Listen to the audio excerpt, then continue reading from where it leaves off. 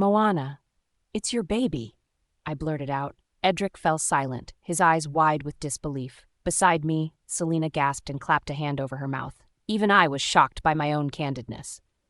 I'll leave you two alone, Selena muttered. I didn't break my gaze from Edric, but I heard the sound of her feet scurrying toward the door, followed by the sound of the door closing. Edric was silent for the longest time before he finally spoke. Is this true? His voice was so low it was almost a whisper, a stark contrast from how angrily he was speaking to me before. Yes, I replied, nodding solemnly. It's yours. 5 weeks along. 6 now, actually. Edric went silent again. He seemed to be calculating. I just hoped that he trusted me enough to believe me. Finally, he nodded, and I felt my heart rate go back down in relief. I watched as he sat down on the armchair across from my bed and sank down into it, holding his hand on his forehead as he stared at the floor. Finally, he said something. "Are you going to keep it?" he asked. "I don't know," I replied. "I guess I want to, but I think that you should have a say in it, too."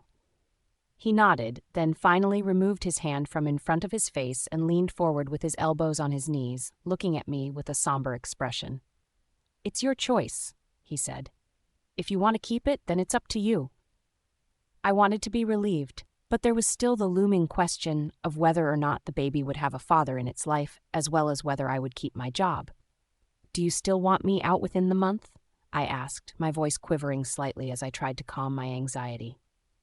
"Of course not," Edric said, much to my surprise. "Ella is too attached to you for me to send you away, and above all else, I want what's best for her." I let out a small sigh of relief. "So you accept the baby as your own, then?" Once again, Edric was silent. The longer he didn't speak, the more I felt as though my heart was going to pound out of my chest. My anxieties only increased when his face, which had softened temporarily when I told him about my pregnancy, suddenly hardened again. He stood and crossed over to the window, looking out over the city below. "I accept the baby as my own," he said finally. I let out another sigh of relief, but he wasn't finished. "But not publicly, and I hope you understand that I will never marry you.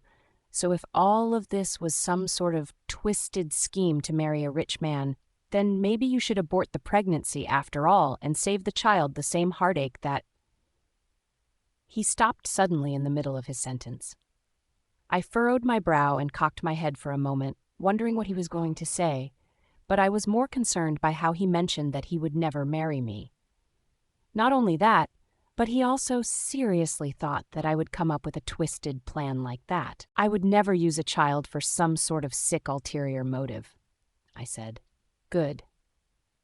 He turned around, his expression cold and emotionless, and started to head toward the door before pausing and turning back to face me with that steely gray gaze I had become so familiar with.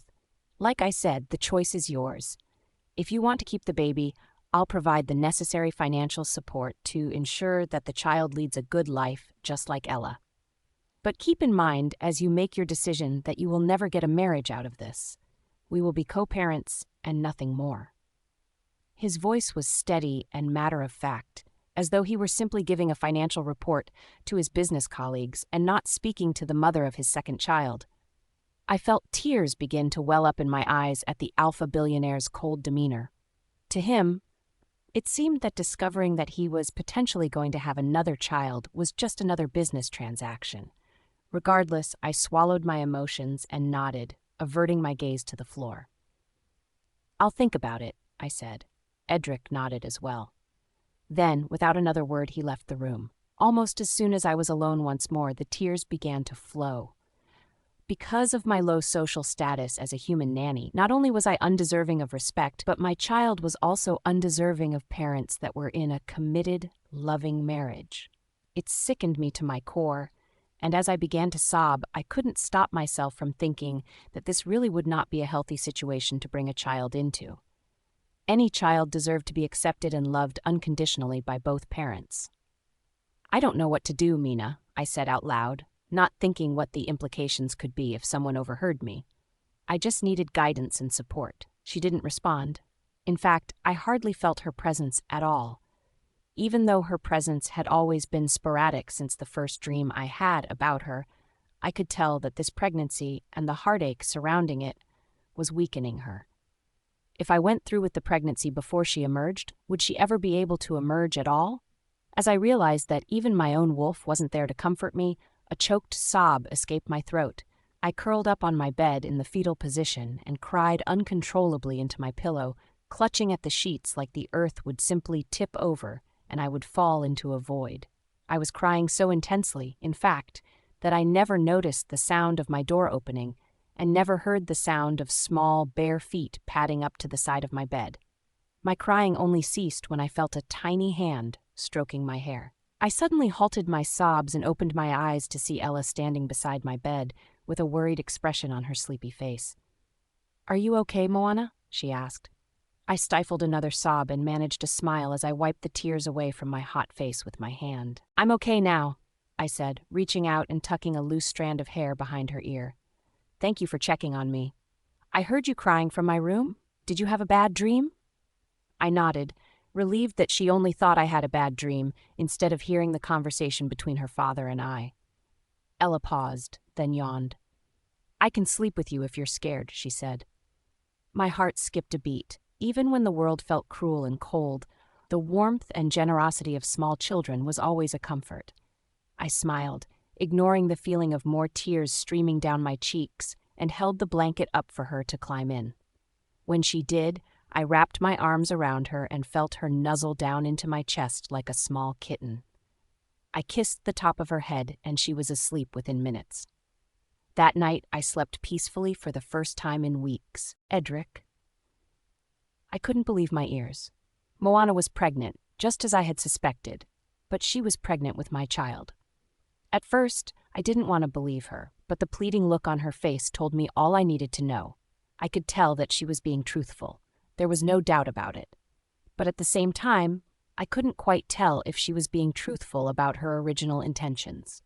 Was this really just an accident, or did she intend on getting pregnant with my child from the beginning? I thought back to the night that we had our one-night stand as I walked back to my room. I was drunk that night, so the memory was hazy, but I remembered how she seemed to be unable to resist me in the back of the car. When I took her up to the hotel room I'd booked for her, she had practically leaped on me and began kissing me all over. Don't get me wrong, I couldn't resist her either. For some strange reason. I normally had very few issues when it came to women, especially human women. But that night, I remembered wanting her just as much as she wanted me. Still, I couldn't help but wonder if she knew exactly what she was doing that night, and I wondered if her intentions were impure. After she told me that she was pregnant, I knew that I couldn't live with myself if I sent her away or disowned both her and the child. Beyond the fact that I was too responsible to be an absent father, regardless of how I felt about the mother, I also knew how much Ella loved Moana. Ella had forced every nanny we tried to hire out of our lives, but she had a special connection with Moana that I didn't have the heart to break. Ella was the light of my life, and I couldn't bear to send Moana away if it meant seeing Ella sad. I did, however, tell Moana that I couldn't marry her. Not only was she a human of low social standing, and it would never go over well with my family, especially my father, but I also simply didn't believe in marriage. After what happened with my mother and father, and then what happened with Ella's mother, I felt that marriage was just a way to open myself up to unnecessary pain. I would provide for Moana and our child, but I would never get romantically involved, and I would certainly never make her my wife. In a way that I wasn't going to admit as well, I was excited about the prospect of having a little one. As I laid in bed that night, I thought back to how it felt to hold Ella for the first time. She came out of her mother too early, and she was so incredibly tiny, but her personality was big. Right from the start, she was a fiery little ball of energy. I remembered, when I first held her, how she scrunched up her tiny nose and let out an ear-piercing wail, but then wrapped her tiny little hand around my forefinger and held it so tightly, I thought she'd break it off. Even though I could never see myself admitting it, I was over the moon to experience that feeling again, regardless of whether the baby was a werewolf or not. I just hoped that my own family wouldn't treat the child poorly. I knew my mother would treat the child just the same as she treated Ella, but my father was a different story. Even with Ella, He was cold and indifferent because she was illegitimate. For the new baby to be illegitimate and half-human? There was no telling how he would act. The next morning, after a fitful night of sleep, I woke up with the urge to spend some time with my daughter. As I emerged into the living room, I was surprised to discover that neither Ella nor Moana were awake yet, so I went to Ella's room to wake her up. I knocked softly on the door, then cracked it open, expecting to see her still fast asleep or even playing quietly with her stuffed animals. But as I stepped into her room and approached the pile of blankets on her bed, I quickly realized that she wasn't there. Strange, I decided that she might have been with Moana, so I walked next door to the other room. The door was already cracked open when I approached. Figuring that they were already awake, I opened it further. I felt a pang in my chest as I looked over to see Moana still asleep, and beside her, wrapped tightly in her arms, Ella was fast asleep as well. For a long few moments, I stood in the doorway and looked upon the scene in front of me. Sunlight was streaming in through the open window, casting a warm amber glow on Moana and my daughter. They slept so peacefully in each other's arms that it was almost as though Ella was her own daughter too, and that she wasn't just the nanny. The way the sunlight hit Moana's hair made it look even more red and fiery, and it illuminated the freckles that were dotted across her nose. The blanket was pulled down a bit, exposing her bare shoulders and shapely breasts in her nightgown. Her chest moved up and down gently, and in that moment she was beautiful. But then her eyelids moved and she cracked her eyes open. I took in a sharp breath and stepped away before she saw me. As I walked down the hall to go to my study, I shook my head to dispel the inappropriate thoughts that had accumulated there as I watched them sleep. Moana wasn't and would never be a romantic partner. What had occurred between us was brief and lustful, and although a baby would come out of what happened, I couldn't go back to it. I was a wealthy alpha CEO from the extremely well-known and powerful Morgan family. Getting involved with a lowly human servant would be a detriment to my image, to my company. It was already difficult enough to hide Ella's existence from the public eye. Thousands upon thousands of dollars had been spent paying off journalists and paparazzi. I even went so far as to purchase the mountain estate so that I could send Ella away from the city whenever there was any sort of speculation going on.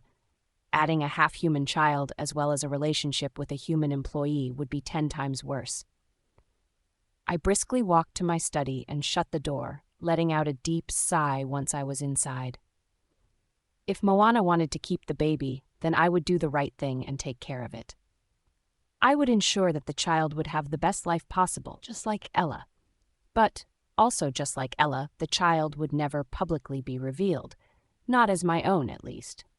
In my mind, I even wondered if I should reveal the baby to my family, or if I should produce a lie that the baby belonged to another man. My father was already furious enough about Ella. He would only be even more furious about a baby with the human au pair, Moana. A few more days passed after I told Edric about the pregnancy. Not much about our relationship changed, aside from an increase in the amount of side glances he would give me throughout the day. I kept puzzling over what he had said the night I told him. He had told me, plain and simply, that he would ensure that the child had a good life here and that I could stay since Ella was already attached to me. But he would never publicly accept the child as his own, and he would certainly never marry me. I knew from the beginning that these two things would be true, but when he said it out loud, it felt so much worse. All I wanted for this baby was for him or her to experience growing up in a loving home with two parents who also loved each other. Yes, the child would have a wealthy father who would provide everything, but money could never replace this lack of love between Edric and I. Furthermore, I knew that this child would never truly be accepted by the Morgan family. Ella was 100% werewolf, but even Edric's father didn't treat her the same because she was born before Edric and Ella's mother got married. As the days ticked on, all I could think about was how much worse Edric's father would treat my child. I was nothing but a human servant in his eyes. For all intents and purposes, there was a good chance that Mina would never emerge, and I would always technically be a human. Finally, after 4 days of this passed, I knew what I had to do. I simply couldn't go through with this pregnancy. If I was ever going to have a child of my own, it would be a product of love, not the product of a one-night stand with a cold alpha billionaire who would never see the mother of his child as a true equal. So, on the fourth day, I told Edric my decision. "I've decided what I'm going to do," I said as I stood in the middle of his study. He looked up at me from his desk. His face was mostly indifferent, but I could sense a bit of worry behind his gray eyes that it seemed as though he was trying to hide. "And that decision is?" he asked, leaning forward on his elbows. I took a deep breath, then swallowed the lump in my throat. "I'm going to abort the baby." Edric was silent. Whenever Mina was awake in the past few days, she begged inside of me to not go through with the abortion, but I kept ignoring her. She didn't understand the full weight of the situation, whereas I did. "Are you sure about this?" "You know you still have time to make your decision," Edric finally said. "There's no rush. I'd prefer it if you took your time to really think about making such a momentous decision." I couldn't believe my ears. Was Edric actually concerned about the baby? But even then, I couldn't listen to him. I had spent the past 4 days spending every waking moment thinking about this. For the past 4 days, even my dreams had been filled with it, and I knew what I needed to do. I had to go with my head, not my heart. While my heart wanted to keep the baby, my head was telling me that going through with the pregnancy wouldn't be the right thing to do for the baby, myself, Ella, and even Edric. "I know," I replied, averting my gaze to the floor to hide the tears that began to well up in my eyes. "But I've made up my mind already. The sooner it's over with, the better." Edric nodded despite the grim look on his face. "All right," he said. His voice was low and sounded a little strained, but he agreed nonetheless. "It's your decision. I'll be supportive of it." "Thank you." There was another silence. I didn't know if I should leave or stay until Edric finally spoke again. "I'll take you to the hospital tomorrow," he said. The tears in my eyes welled up to the point where he was just an indiscriminate blob in front of me, but I blinked them away and choked out the only response I could muster. "Thank you." I woke up early the next morning. Selena promised to care for Ella for the day and would tell her that I was out visiting a friend so as not to raise any suspicions. I slowly dressed myself, feeling as though I was moving through a thick sludge as I went through the motions. I brushed my teeth, washed my face, and pulled my hair back. I could feel the suffocating summer heat coming in through the open window of my bedroom, or maybe I was just feeling hot and suffocated anyway. When I emerged into the foyer, Edric was waiting for me. He avoided my eyes and didn't speak as we took the elevator downstairs. The driver brought the car around, but Edric dismissed him and drove me himself so as not to expose my secret. Even throughout the whole car ride to the hospital, we stayed silent. I tried not to look at him as I sat in the passenger seat, but at one point I couldn't resist. When I looked over at him, I saw that his knuckles were white on the steering wheel, and he was clenching and unclenching his jaw. The full reality of the situation didn't hit me until I saw the hospital come into view. Suddenly, as we pulled into the parking lot, I felt my chest get tight and I lost my breath. "Please don't do this," Mina begged. "Please don't. I want to keep the baby." "I know," I replied internally. "But the decision has been made. I have to do what's best." "How is this what's best? You know you want the child. Edric wants the child too. You don't have to do this." After that, I didn't respond. Edric pulled up to the front doors and finally turned to look at me for the first time that morning. When I looked at him, I could see a secret pain hiding behind his gray eyes, but he didn't show it fully. "I'm aware that you're still eligible for the pill abortion and could do it at home," he said. "But I've arranged for you to have a private room until the process is over. I'll be back to pick you up tomorrow." My eyes widened. I knew that he was just trying to protect Ella from finding out about what was going on, and that he was trying to ensure my comfort since there would be a lot of heavy bleeding. But he hadn't mentioned this earlier, and I had been expecting to at least go through with the process in the comfort of my own home.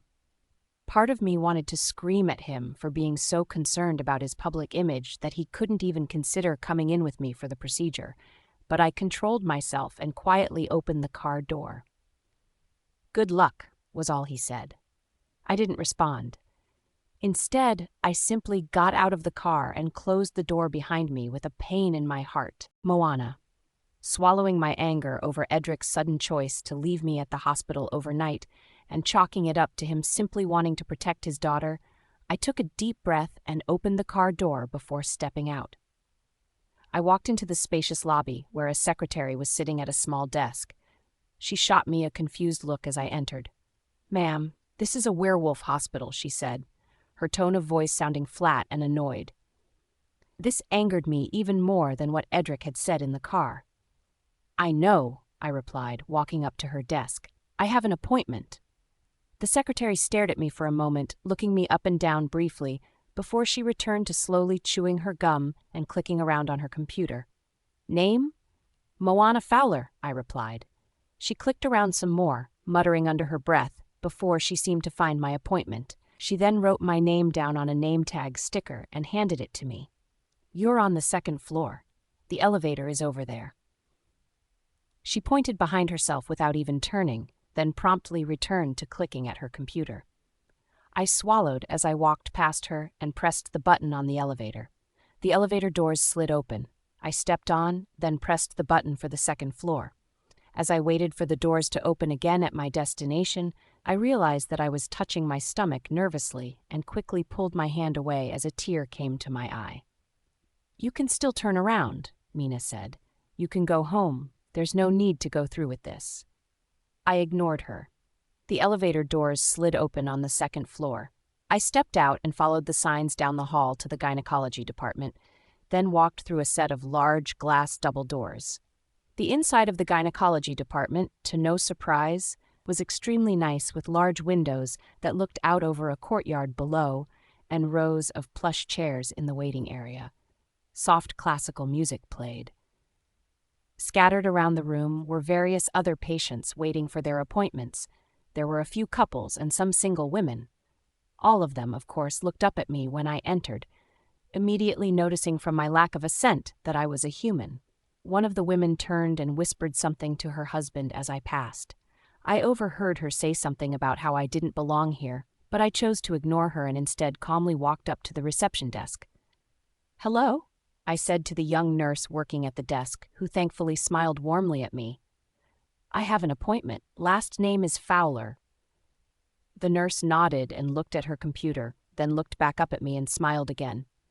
"You're all set, Miss Fowler. You can take a seat and the nurse will be right out." I nodded and walked past the gossipy couple again, before I found a seat by the window.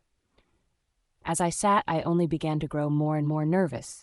Each time the nurse came out, I would feel my heart leap, only for it to relax again as she would call another patient's name. Eventually, however, it was my turn. The nurse led me to my private room.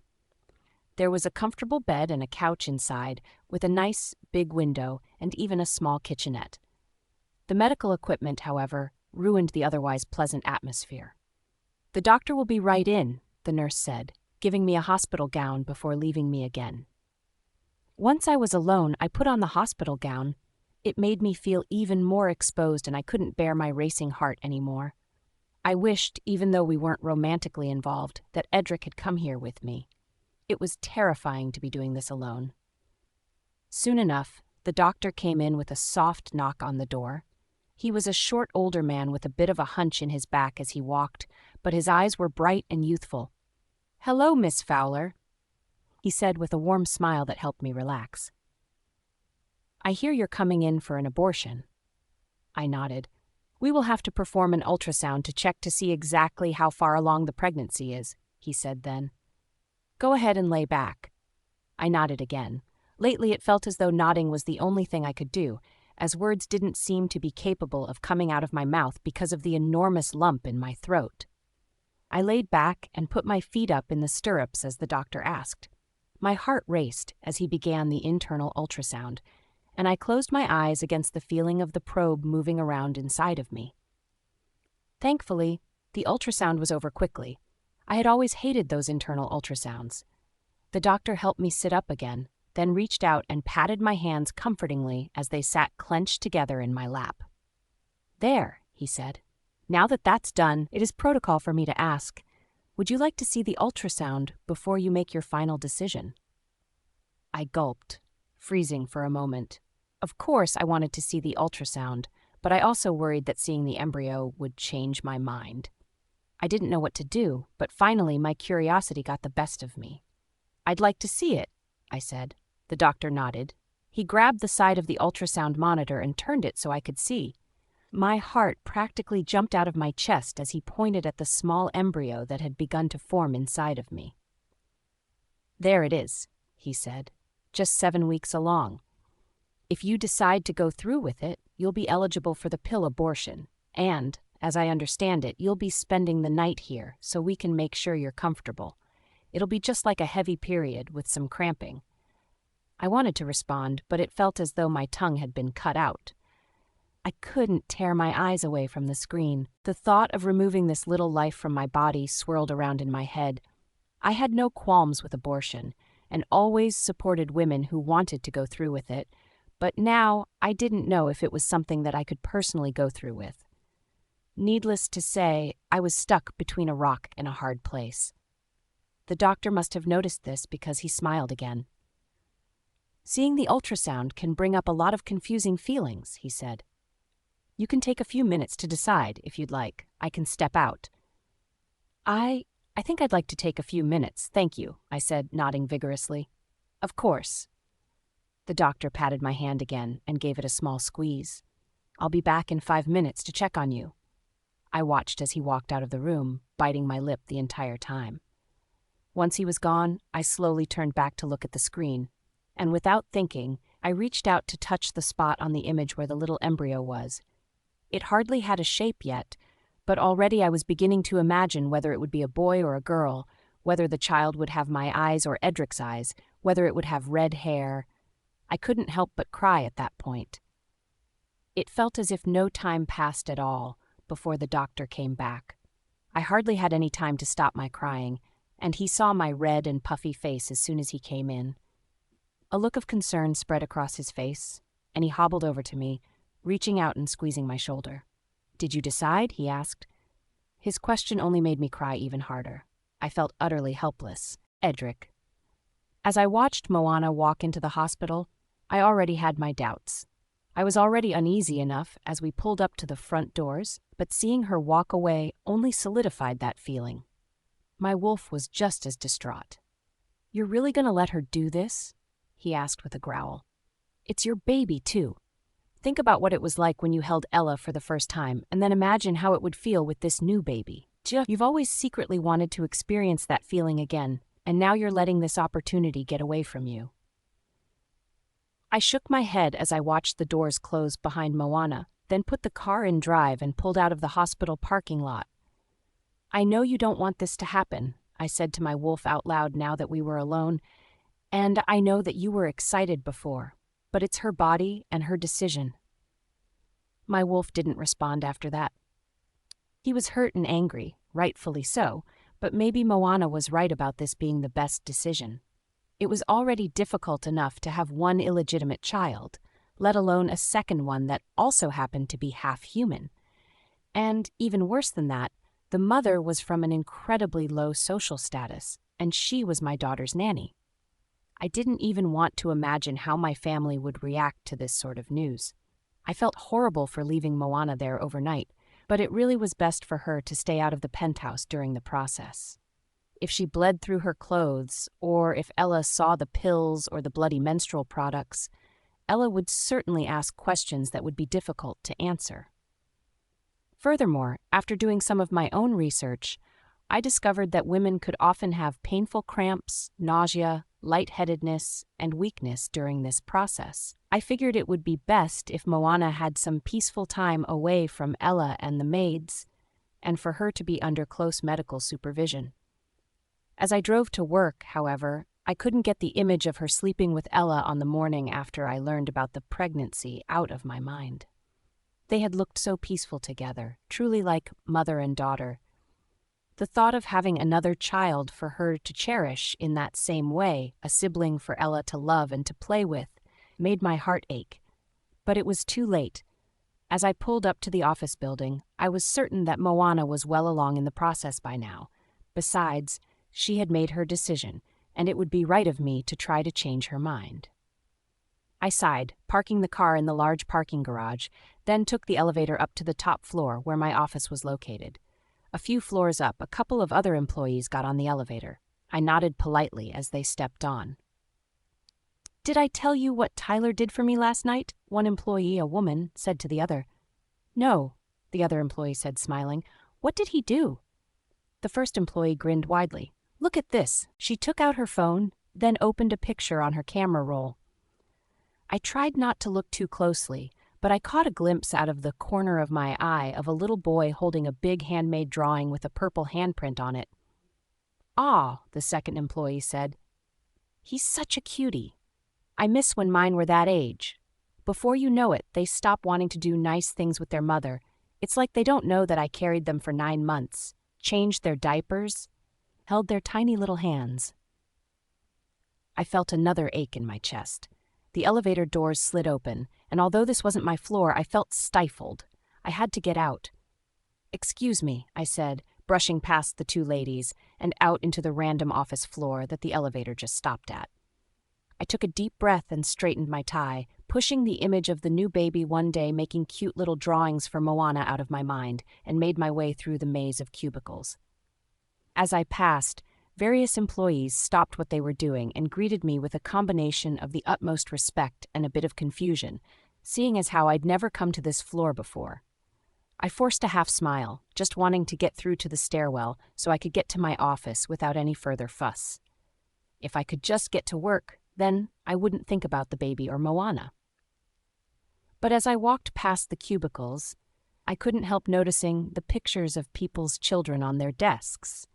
I frowned, trying not to look, but one picture in particular caught my eye. It was a photograph of a little girl sitting on a picnic blanket. She was hardly older than a toddler, wearing a striped green dress. There wasn't anything particularly notable about the photo, aside from the fact that her face and hands were covered in chocolate cake, and she was laughing with her eyes squeezed tightly shut. She reminded me so much of Ella on her 3rd birthday. I didn't realize it, but I had stopped and was staring at the photo intensely. The young woman who was sitting at the desk looked up at me with wide eyes. "Good morning, Mr. Morgan," she said, standing and bowing slightly. "What brings you here today?" I shook my attention away from the photo and forced another half smile. "Just passing through," I said. I began to walk again, but it felt as though there was something stopping me. I turned on my heel and walked back to the woman's desk. "Is that your daughter?" I asked, pointing at the photo. She hesitated, then nodded. "Yes, her name is Lucy." "How old is she?" I asked. The woman's face suddenly came across with a look of pain and sadness that I hadn't been expecting. "She was 3. 3? The woman nodded again, then looked down at the floor. She seemed to be blinking rapidly, as though she was blinking back years. "Yes!" She was killed in a drunk driving accident. The driver hit her side of the car at an intersection. I'm so sorry," I stuttered, taking a step back at this unexpected information. I imagined what I would have done if anything would ever happen to Ella, and it made the pit in my stomach grow deeper. "It was a long time ago," she said, finally looking back up at me and forcing a small smile. "Do you have children, Mr. Morgan?" I almost said yes, but quickly remembered my vow to keep Ella a secret and quickly shook my head. "Oh," the woman said. "Well, if you do ever have children, cherish them." The woman's words hit me like a ton of bricks. Suddenly, I knew exactly what I had to do. "I will," I said. Without another word, I suddenly turned and rushed over to the stairwell. I flung the door open and began to race down the flights of stairs toward the parking garage instead of up toward my office. As I ran, all I could think about was that I had to get back to Moana in time and stop her before she aborted the baby. I must have broken at least 3 or even 4 traffic laws on my way back to the hospital, but I didn't care. I whipped into the parking lot and came to a screeching halt outside, barely giving myself enough time to put on a surgical mask to hide my identity before I jumped out of the car and ran inside. "Name?" the secretary said, chewing her gum in a bored fashion. "Where's the OB/GYN department?" I asked hurriedly. "I don't have time." The secretary frowned, but pointed to a set of elevators on the far wall. "2nd floor."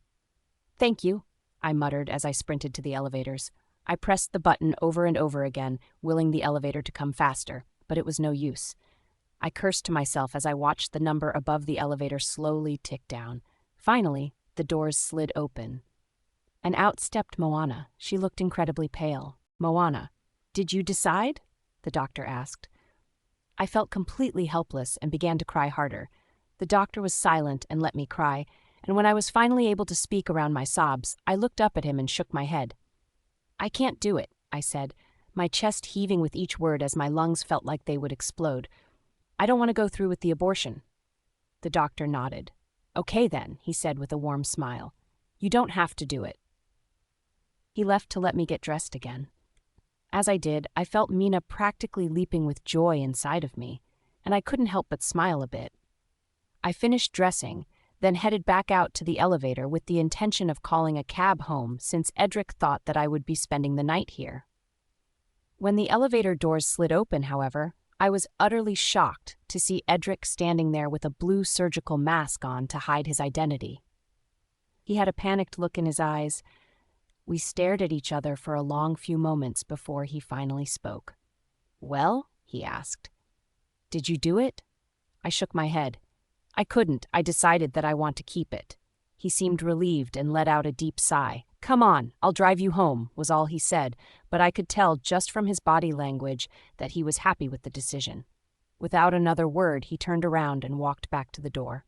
I couldn't help but notice the rude secretary's eyes on me as I walked past with Edric. No doubt she was shocked to see a human walking out with a werewolf. Edric held the door open for me, and once I was inside, he came around to the driver's side and pulled away from the curb. I began to feel suddenly light and free, and was certain that I'd made the right decision. Whatever obstacles we faced, I was sure that we'd take them all in stride. In a way, we were going to be a team now, and that was a comfort. "I'd like to tell Selena and the maids," I said as we drove. Edric nodded, but didn't say anything else out loud. I wondered what was going through his head, but decided not to pry. The drive home was mostly quiet, aside from that brief agreement to tell Selena and the maids about the decision when we got home. Finally, I couldn't contain my curiosity any further, and I broke that silence. "What made you come back?" I asked. "I thought that you were going to pick me up tomorrow." Edric paused for a moment, then shrugged nonchalantly. "My morning meeting got canceled, so I decided to come and check to see how everything went." I didn't ask any other questions, but I couldn't shake the feeling that he came back for a different reason. When we arrived back at the penthouse, Ella was playing in the living room with Selena. Ella was surprised to see me there. Meanwhile, Selena looked rapidly between Edric and I, with a worried expression on her face. "Moana!" Ella shouted, jumping up and running over to me. "I thought you were going to be gone all day." I smiled, then shook my head and crouched down to her level to pinch her cheeks. "I decided I missed you too much," I said, blinking away the tears that threatened to form in my eyes. "Ella, why don't you go and play in your room for a little bit?" Edric asked then. "Moana can come and play with you soon." "Okay," Ella exclaimed as she scurried off.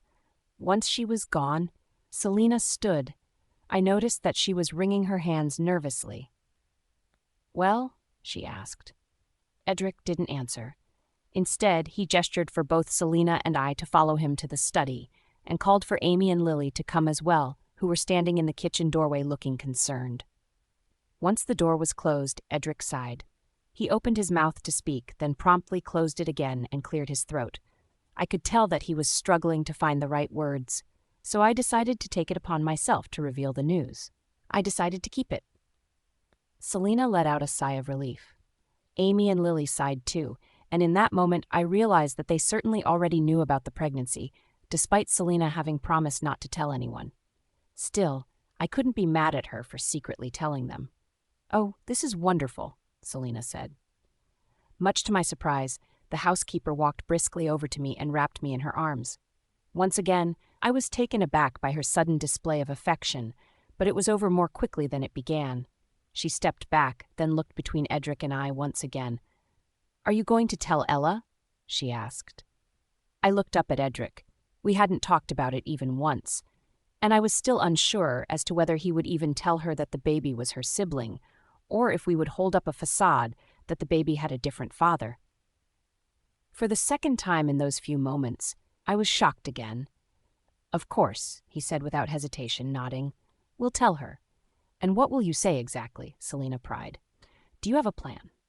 Now Edric finally hesitated. He glanced over at me, looking surprisingly unsure of himself. I admittedly haven't thought that far ahead," he said quietly. "I must confess that this is not a situation I thought I would ever see myself in." Selina frowned, folding her arms across her chest. "What about you?" she asked, looking at me. "Surely you've thought about it." I bit my lip. Much like Edric, I also hadn't thought that far ahead. Less than an hour ago, I had been fully planning on aborting the child. Before that, I was too preoccupied with what decision would be best to make to even think about the impact it would have on Ella. I was a bit embarrassed that how she might react didn't even cross my mind once. Selina, seeing my hesitation, sighed deeply and even groaned a little with exasperation. "I suppose you have time," she said, glancing down at my stomach. "But if you wait too long, you'll start to show, and it will only hurt her even worse if she feels like you've been keeping a secret from her." "I just worry about her reaction," Edric chimed in, surprising me again with his own candidness. "You know how she's been in the past with nannies. She might think poorly of Moana after this." I looked up at Edric, taken aback that he had actually taken time to consider how Ella's knowledge of the pregnancy might affect her relationship with me. All this time, I thought that he was too self-absorbed and superior to think such things, but now I couldn't help but wonder if something had changed when he discovered my pregnancy. "You have to make sure you handle it well," Selina replied. "It's important to be mindful of your child's emotions when you introduce the prospect of a new sibling, and it's equally important to work hard to ensure that she doesn't think she'll get replaced." Once again, Edric and I looked at each other. At that moment, I felt myself soften as I looked up at his face. He had a worried expression on, but at the same time, he seemed excited and not so hard and cold as he usually was. Now, we had to face our second obstacle as expecting parents, but at least we would be doing it together, as a team. Moana. Edric and I agreed with Selina that Ella had to be carefully introduced to the topic of having a new sibling. Not only could it be harmful to her self-esteem to think that she might be replaced or get less attention, but it could also be harmful to both her relationship with her father and her relationship with me. Considering the fact that we both decided that it would be best for me to continue to live with them as we raised the new child, it was important for us all to get along. We didn't say anything for a few days, as we both wanted to give ourselves time to come up with a strategy before we told Ella. But as Selina warned, I would begin to show soon. Since the baby was a little werewolf and not a human, the pregnancy would be a bit different and I would show sooner. My belly was already starting to look a little more bloated than usual, as I had learned at the charity gala. During these days, Edric and I met up each evening after Ella was asleep to watch videos on broaching subjects like this with children. And we even began to compile a small list of videos aimed toward children for Ella to watch when she was ready. Several late nights were spent like this, and it was a relief to feel as though Edric was softening about spending time with me. Even though we never talked about anything other than the baby, it still felt nice to be near him and to not be treated like a total stranger. Still, it was a little demoralizing to know that the only reason why he was treating me differently was because of the baby. Finally, once we were ready, we decided that it was time to tell Ella. It was a Sunday morning, and we just had a breakfast of waffles and bacon that Selina prepared for us. Once we were finished, Edric leaned forward with his elbows on the table. He shot me a glance, and I gave him a subtle nod of approval before he spoke. "Ella, Moana and I have something we need to talk to you about," Edric said. Ella's eyes widened, and she suddenly spoke very quickly. "I'm sorry that I cut my doll's hair." I couldn't help but laugh at this sudden admission of new information, and neither could Edric. "It's not that, Princess," Edric said, reaching out and taking her tiny hand. "You're not in trouble. Although you shouldn't cut your doll's hair. It doesn't grow back like yours does." Okay, Ella said pensively, swinging her legs on the chair. What is it, then? Edric looked at me again. We had decided that it was best for him to tell her since he was her father, but I could tell that he was having trouble.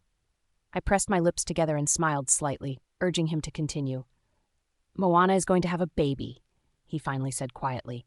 A little sibling for you. Ella's eyes widened again. A sibling? She asked. She looked back and forth between Edric and I, processing this new information. I bit my lip and felt my heart begin to race as I started to worry that she was going to throw a tantrum. We'd made sure to prepare for that sort of scenario, but that didn't mean that I was looking forward to it. Yes, I chimed in. You're going to have a little brother or sister. How does that make you feel? Ella was silent for several more seconds. I felt a lump rise in my throat and glanced over to see that Edric was staring intently at his daughter with a look of worry on his own face. But then, much to our surprise, she suddenly jumped up on her chair and threw her arms up in the air. Yippee, she exclaimed. She then jumped down and began to skip around the room and chatter excitedly.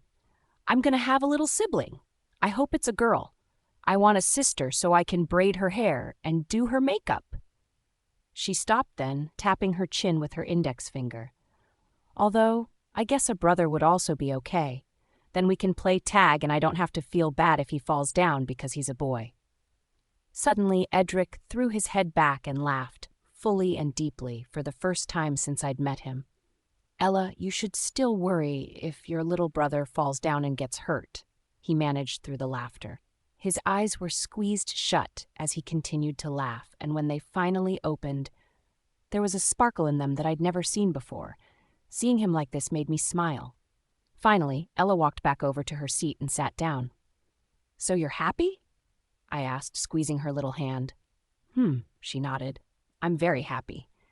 I let out another sigh of relief, but that feeling quickly returned when she asked her next question. Are you two going to get married? She asked.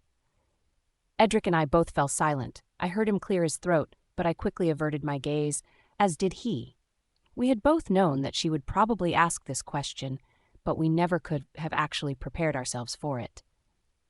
Well, Edric began, clearing his throat again.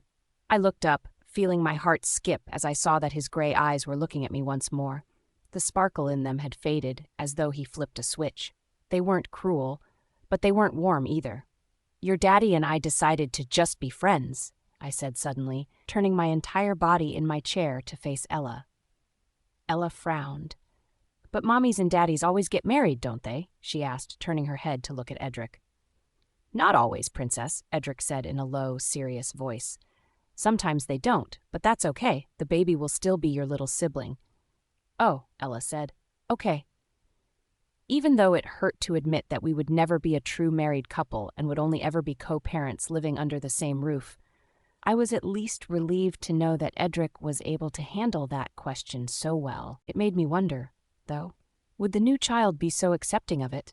Certainly he or she would eventually ask that question and become confused about our strange dynamic, and it would be a lot different. I wasn't Ella's mother, but this new child would be mine and Edric's offspring. It would, without a doubt, affect the child in many different ways. Well then, Edric said, standing now as though the mention of a marriage with me was enough to turn him back into his usual CEO self. Moana and I have some videos that we'd like to show you, so you can learn more about what it will be like to have a new baby in the house. Ella nodded, matter-of-factly. What she said next warmed my heart and made me temporarily forget about the pain of my relationship with Edric. I promise I'll try my hardest to be the best big sister I can. Edric.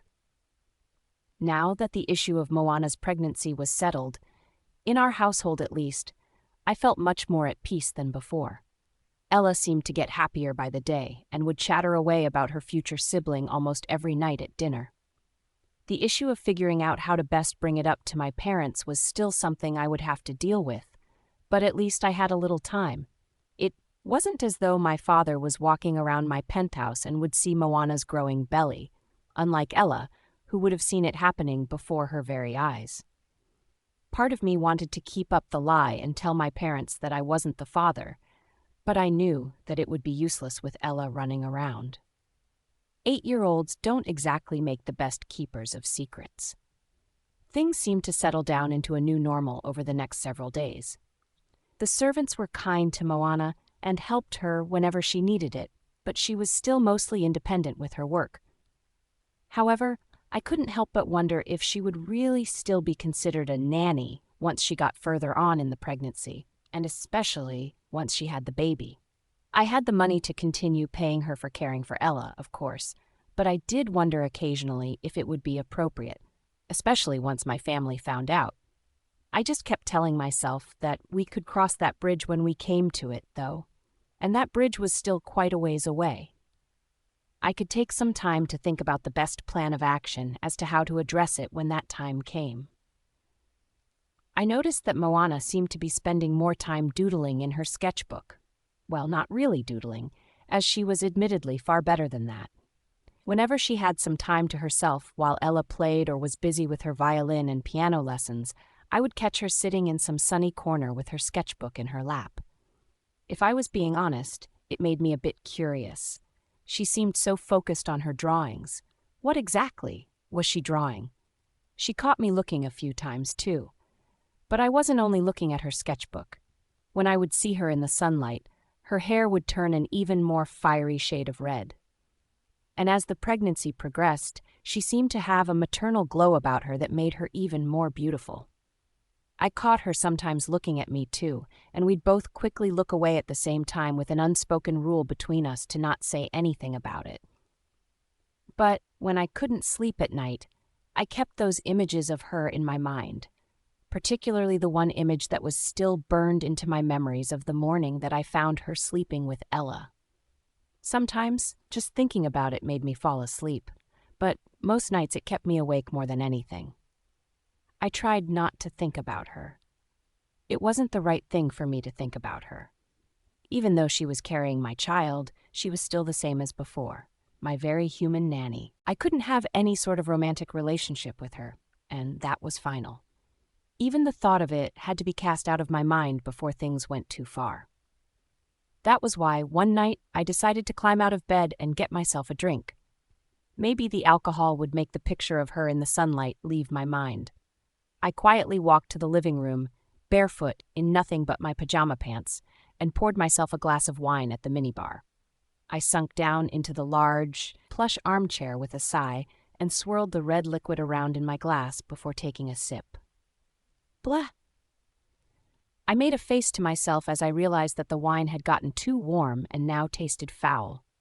I got up and grabbed the bottle, shuffling over to the kitchen to dump it out into the sink. When I was finished, I walked back to the minibar and decided to go for the old tried and true, whiskey. As I was pouring the whiskey, however, I noticed something. Moana's bedroom door, which I could see from where I stood, was cracked open. The light was on. Something in me wanted to check to see why she was up this late and if she was okay, so I quietly walked over and knocked softly. There was no answer. Maybe she fell asleep while reading? I slowly cracked the door open a little more and poked my head in, but she wasn't in her bed. Moana? I quietly called out, stepping into her room. Her bathroom door was open, and she wasn't in there. I decided that she must have fallen asleep in Ella's room, so I walked over to the bedside table to shut off the lamp with a sigh. That was when I saw her sketchbook lying on the bed. My curiosity got the best of me. I couldn't help myself. I set my glass of whiskey down on the side table and picked up the sketchbook, opening it. As I flipped through, I saw countless drawings of the city view from her balcony, each one getting better than the last, as though she was practicing. Then, I came across the sketch I'd found her working on during one of the nights we slept together. I sank down onto the edge of the bed as I looked at it, taking in how beautifully she'd finished it. It was the finished drawing of Ella and I on the Ferris wheel. Ella was sitting on my lap, pointing with her finger out over the crowd with a smile on her face.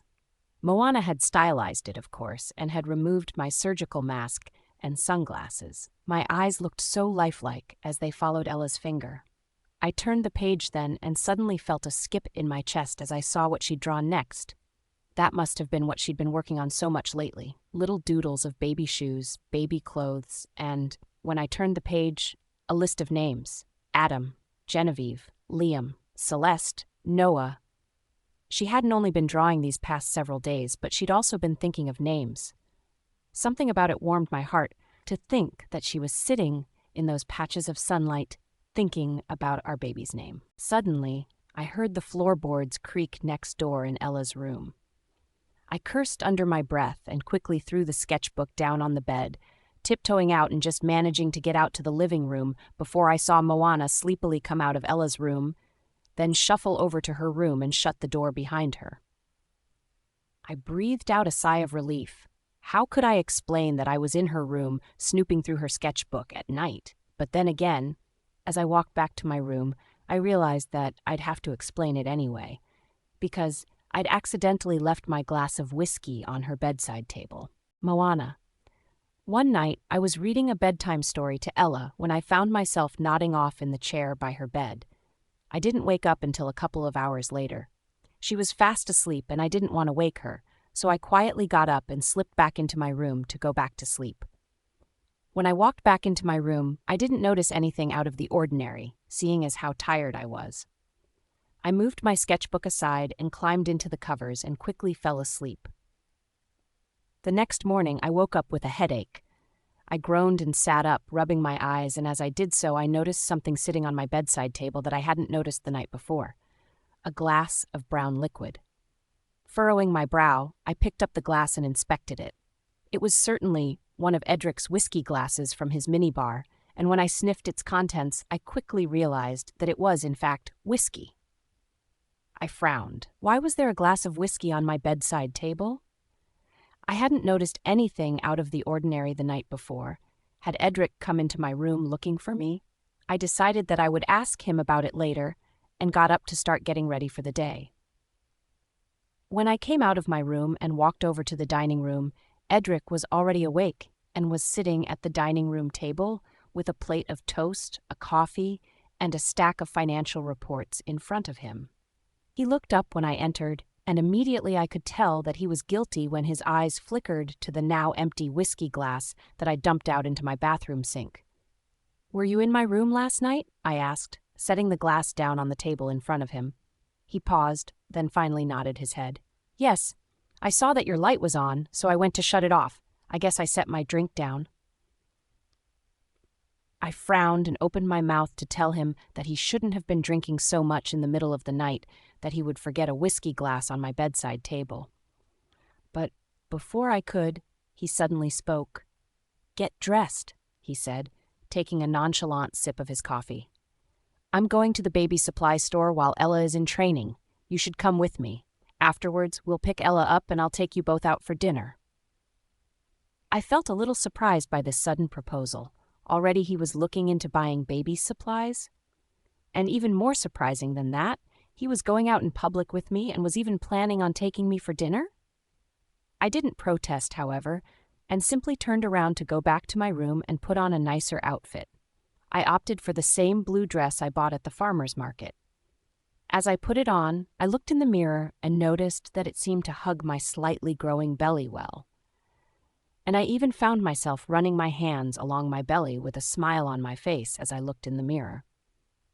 I couldn't wait to watch my belly grow over the coming months. Once I was dressed, Edric and I took Ella to training and dropped her off. Then he drove just the two of us to a local strip of expensive outlet stores. As we pulled into the parking lot, I was a bit taken aback by all of the luxury sports cars that were parked outside. Happy families, dressed in designer clothes, roamed around outside as they walked from store to store, and there was a large marble fountain with a statue in the center, surrounded by a small park with benches. I'd never been to outlet stores that were this nice, and even though I felt good in my dress, I still felt a little out of place. Before we got out of the car, Edric put on his face mask again to hide his identity. "Wait," he said sternly before I opened my car door. I watched as he climbed out and then jogged around to my side of the car. He opened the car door for me and even held out his hand to help me out. As I felt my hand in his large palm, my heart started to pound, and I felt my face getting hot. "Thank you," I murmured, staring at the ground. There was a moment of silence, during which time I felt his eyes wander down to my dress, then linger on my belly. but just as quickly as it came, his gentlemanly nature faded. "Come on," he said, turning on his heel and starting to walk toward the stores. "We've got a lot to do before Ella gets out of training." I followed as he walked briskly toward the baby supply store, and by the time we arrived, I was already a little out of breath from trying to keep up with his long strides.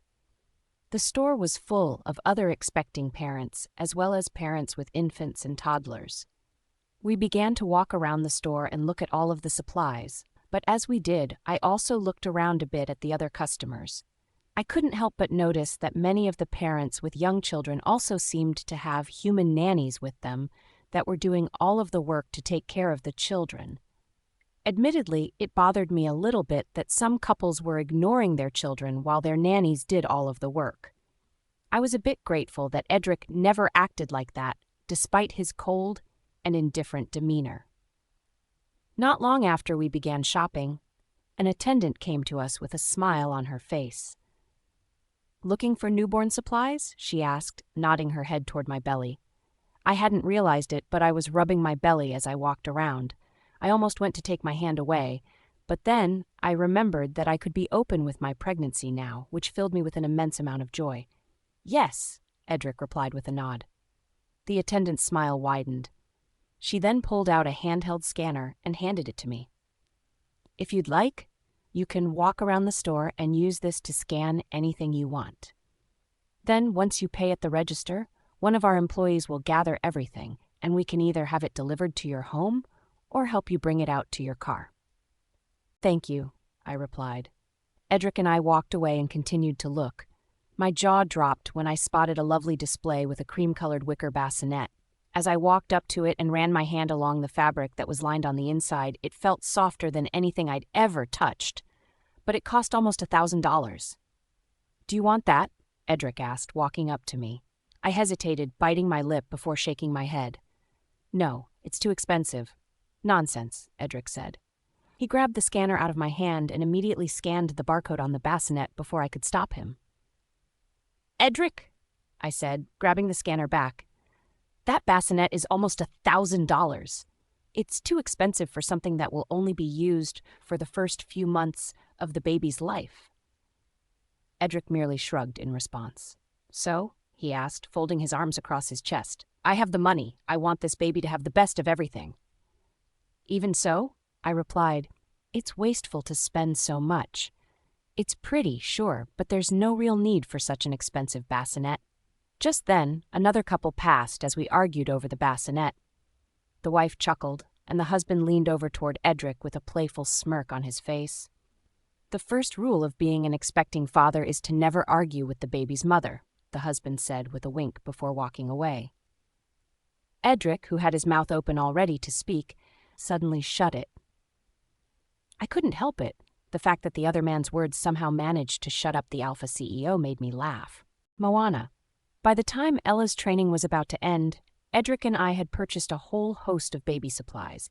He insisted on buying the bassinet anyway, as well as anything else the baby might need. Although I thought it was a bit irresponsible for him to spend so much on certain items, I figured that he knew what he was doing, and I didn't argue any further. Besides, I couldn't help but feel happy to spoil our future child as well. We picked Ella up at training. Then Edric pulled out of the parking lot and began driving in the opposite direction of the penthouse. Daddy?" Ella called from the back seat, twisting in her car seat to look intensely out the window. "I think you're going the wrong way." Edric smirked, then shook his head. "No, princess, we're going out for dinner." Ella gasped and squealed excitedly. "Really?" she asked. "Really? Really, really?" "Really, really." Ella squealed excitedly again, which made both Edric and I smile. I was sitting in the back with her to keep her company, and at one point I looked up to see Edric's gray eyes on me in the rear-view mirror. I blushed and quickly looked away. When I glanced back up, he was looking at the road again. "What did you learn at training today?" I asked Ella as Edric drove. "Oh, lots of things," she said. "We did an obstacle course." "An obstacle course?" Edric asked as he guided the car around a corner. "How did you do?" "The teacher said I was the best in the class," she boasted, placing her hands on her hips with a gloating smile. I didn't miss any of the jumps, and I kept my balance the whole way on the beam. Oh, and then after that, we practiced shifting. As Ella continued to prattle on about her exciting day of training, I felt a tear come to my eye. That day, I really felt like we were a little family. We were a strange little family, but we were a family nonetheless. I quickly looked out the window before either of them could see my tear, but I couldn't contain my smile. When we arrived at the restaurant, I was amazed by how beautiful it was. "Right this way," the host said as we entered the restaurant. I walked behind the host and Edric, who was wearing his mask, and looked around as I held Ella's hand. The restaurant was located at the top of a tall building, and we had to take an elevator to get up to it. It was spacious and peaceful at the top, with little trickling fountains and a greenhouse feel to it. There was a big glass ceiling with an observation deck for people to walk around and look at the city view. Meanwhile, green plants hung down from the ceiling, lined the walls in pots, and little gardens were dotted around the restaurant. The host led us to a small, private room with one wall that was entirely glass so we could see out over the cityscape. He left us with the menus, and when he did, Edric finally took off his mask. Much to my pleasure, the alpha billionaire was smiling. He pulled Ella's chair out, then mine, which made me blush. "Get anything you want," he said, flipping through the menu. "Both of you." Ella tapped her chin thoughtfully, then leaned over from where she was sitting next to me and pushed the menu toward me. "Do they have chicken tenders?" I laughed. "Chicken tenders?" I asked in a playful tone of voice. "Don't you want something fancy?" "Chicken tenders are fancy," Ella insisted, folding her arms across her chest. I heard Edric chortle across from me. "You're right, Princess," he said. "Chicken tenders are indeed the fanciest of all dinners." He didn't look up from his menu as he spoke, aside from a quick glance up, and as he did, I caught his eyes sliding over my dress, my belly, then up to my hair, and eventually they met my own eyes. Once he noticed that I was looking, he quickly looked away again. "What about you, Moana?" he asked. "What are you having?" I swallowed, taken aback that he cared to know what I was going to order. Lately, I'd been craving a lot of meat. No doubt it was due to the pregnancy. I was carrying a little werewolf, after all. Steak sounds good," I said. Edric furrowed his brow. "Are you sure that it's safe for a pregnant woman to eat something like that?" he asked. "I just don't want you to feel sick later." "I think it's okay," I said, feeling my face blush from the alpha's concern for my health and the baby's health. "But I can get something else, if you're that worried. I've just had a craving for red meat lately." Let's see," Edric said, pulling out his phone. He quickly typed something, then was silent for a moment and nodded his head. "It says that protein is actually recommended, as well as the vitamins in red meat. You should eat it if you want it. Maybe a craving like that is a good thing." Under any other circumstances, I would have been a bit discouraged by a man questioning my choice of food like that, but this was different. I began to feel as though I really did make the right choice. Edric clearly cared about me and the baby, and it warmed my heart. After dinner, and even a little dessert, Edric paid the bill and we left. I felt indescribably happy after such a lovely day. Edric also must have had a wonderful day, because on the way back down in the elevator, he instinctively placed his hand on my lower back as we stood next to each other. I felt my heart skip and chanced to look up at him to see that he seemed to be doing it naturally, and he didn't even seem to realize it himself. I blushed, looking back down at my feet, and rubbed my hand over my belly. Somehow, this all felt so natural. The elevator doors opened at the bottom and we stepped out, only to be surprised by a bright camera flash in front of us. My eyes widened. I glanced up at Edric to see that he had forgotten to wear his mask down to the lobby, and he was frowning deeply. Such a stark contrast from the smiling man who I just had dinner with. He quickly dropped his hand from my back and stormed out of the elevator, putting on his mask as he did so to avoid more photos, and then pulled out his wallet as he walked up to the photographer. "How much?" he snarled, digging into his wallet. "Let me buy that picture. I can guarantee I'll pay more than any tabloid you could possibly sell it to." How much you got there?" the photographer asked, peering into Edric's wallet. My heart sank. "Come on, love. I whispered to Ella as Edric continued to barter with the photographer. I didn't want her to see what was happening and get a bad impression, so I took her hand and ushered her over to the car, where I busied myself with putting her in the car seat and getting her situated for the ride home in order to keep myself from crying. For some reason that day, I'd forgotten that Edric wanted to hide me, his daughter, and his future baby. Things had felt so natural for a short while that we almost felt like an ordinary little family. That picture that Edric was paying the photographer so handsomely for was immediately a cold reminder of the gap between us that could never be bridged, no matter the circumstances. Moana. The gap that existed between Edric and I could never be bridged. I knew that now. Our ride home was silent. The steak that I could still taste on my tongue now tasted foul. To think that I had spent the entire day feeling as though we could have some semblance of normalcy. Even if we never became romantically involved, why couldn't we still be proud of what we had created between us? Why did he always have to hide me and Ella? Would the new baby also face the same struggle of having a father who didn't want anyone to know about his or her existence? We went home that night, still without a word spoken between us. I took Ella to bed with only a brief word of thanks for everything he did that day, but after that, I didn't look at him again. On Monday morning, I awoke to the sound of someone knocking on my door. "Come in," I called, sitting up and rubbing my eyes. The door cracked open and Selena poked her head in. "Your first appointment is in a couple of hours," she said. "I've already made breakfast for you. Come and eat before you get dressed." I sighed, having completely forgotten about my appointment that day, and climbed out of bed. As I followed Selena to the dining room in my robe, I noticed that Edric was nowhere to be found. "Is Edric coming to the appointment?" I asked as I sat down at the table and began to spread butter on my toast. Selena shook her head while she poured some hot coffee into my cup. "He has something to deal with at work, but he may come later." I frowned, feeling my shoulders droop a little. It was my first prenatal appointment. I was hoping Edric would be there to see the first ultrasound, seeing as I was the father, after all. "I guess I'll go alone then," I said, taking a bite of toast. "Nonsense." Selena said, "I'll be going with you."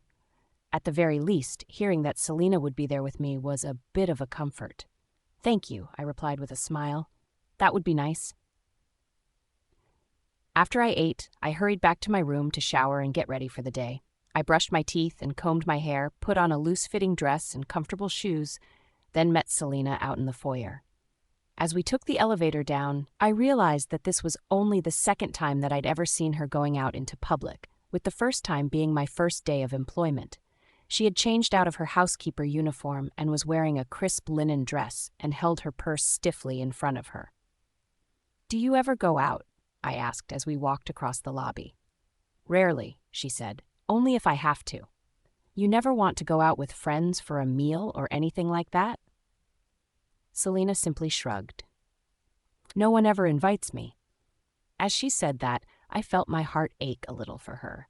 I decided then and there that I would start inviting Selena out more, even if just on my morning walks with Ella. We got into the car and drove away. On the way to the hospital, Selena explained that the hospital we would be going to was a special werewolf hospital that was actually owned by the Morgan family, so I would get the best treatment. Not that I couldn't have gathered that myself, just from the enormous modern building with the Morgan family logo on the sign. When we walked into the hospital, I was even more taken aback by how sleek and clean the hospital was. The hospital I went to for the abortion was nice, but this one was even better. And when we took the elevator up to the obstetrics and gynecology department, I was floored. Not only was the department spacious, clean, and modern, but there were also several other well-to-do werewolf couples in the waiting room. I even recognized a few of them as well-known celebrities. Of course, they all looked up at Selena and I when we entered and gave me a dirty look. "Don't stare," Selena whispered to me as we approached the counter. I quickly averted my gaze, feeling embarrassed as I realized that I probably looked like a deer in headlights. "Hello," the receptionist said. "Name?" "Moana Fowler," I replied. The receptionist looked me up and down for a moment before clicking around on her computer. Just then, another couple came in behind us. I glanced over my shoulder to see that they were also a well-known werewolf couple that I'd seen in various television shows. I felt my face go red as they looked at me, and I quickly looked back at the receptionist. "Miss, I'm going to have to ask you to step out of the way so I can assist our werewolf clients first," the receptionist suddenly said, shooting me a dirty glare. My jaw dropped. "I was here first," I said, "and I have an appointment."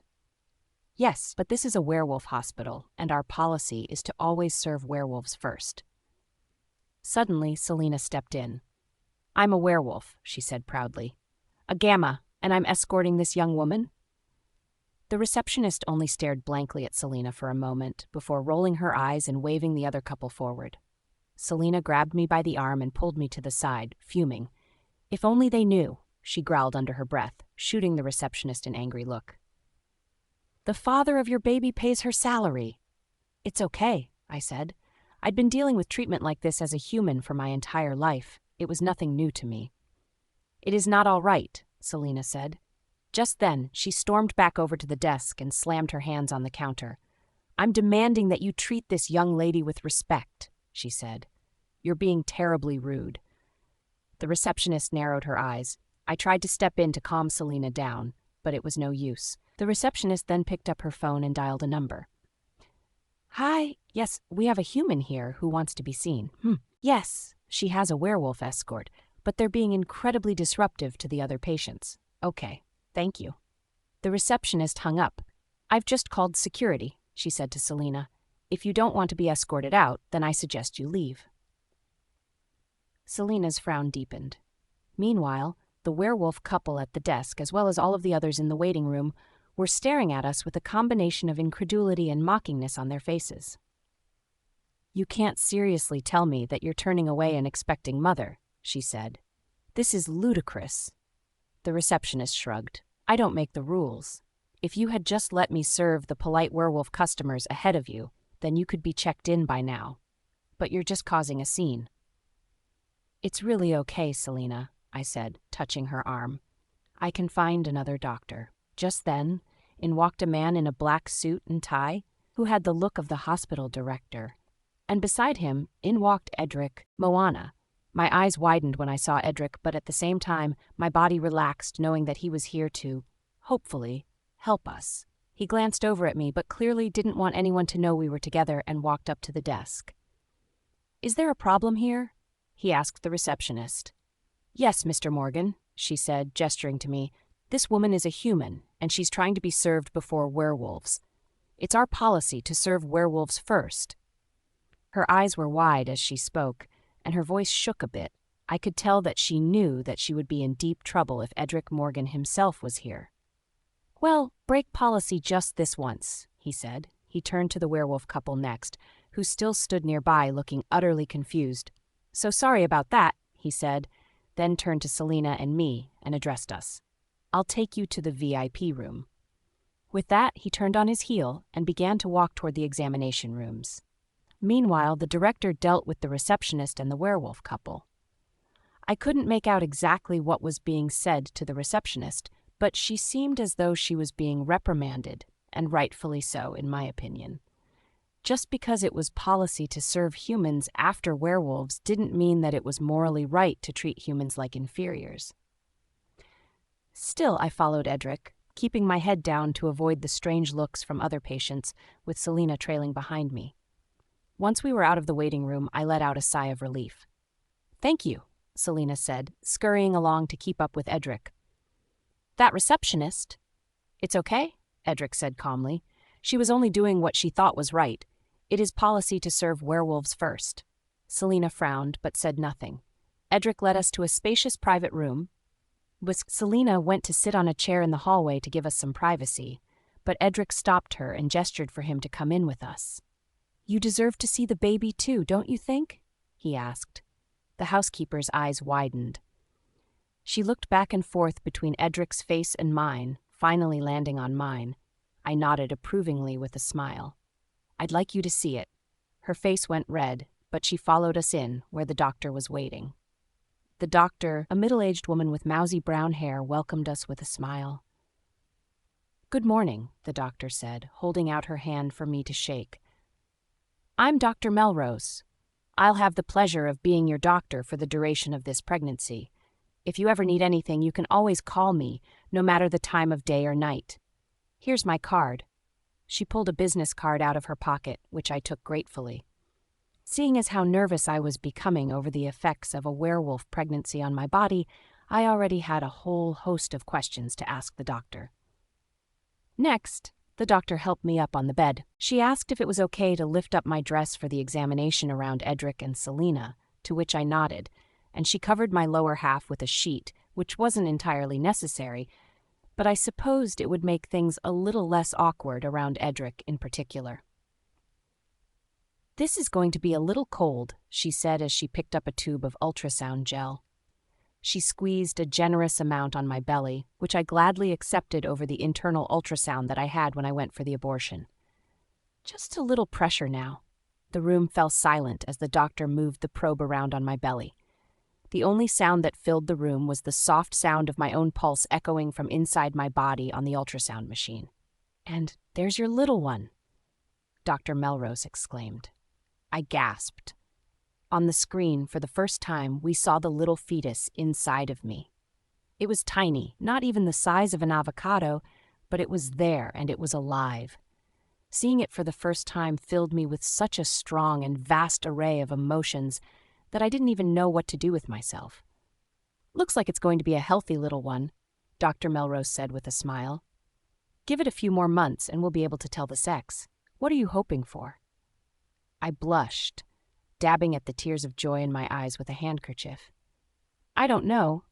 I don't think I would have a preference. What about you, Edric?" I looked up at him, and just then I realized I was holding his hands tightly without even knowing it. I suddenly felt a little inappropriate and quickly released them, but he didn't even seem to notice as he was staring intently at the screen with a childlike wonder on his face that I'd never seen him display before. "Edric?" Selena asked.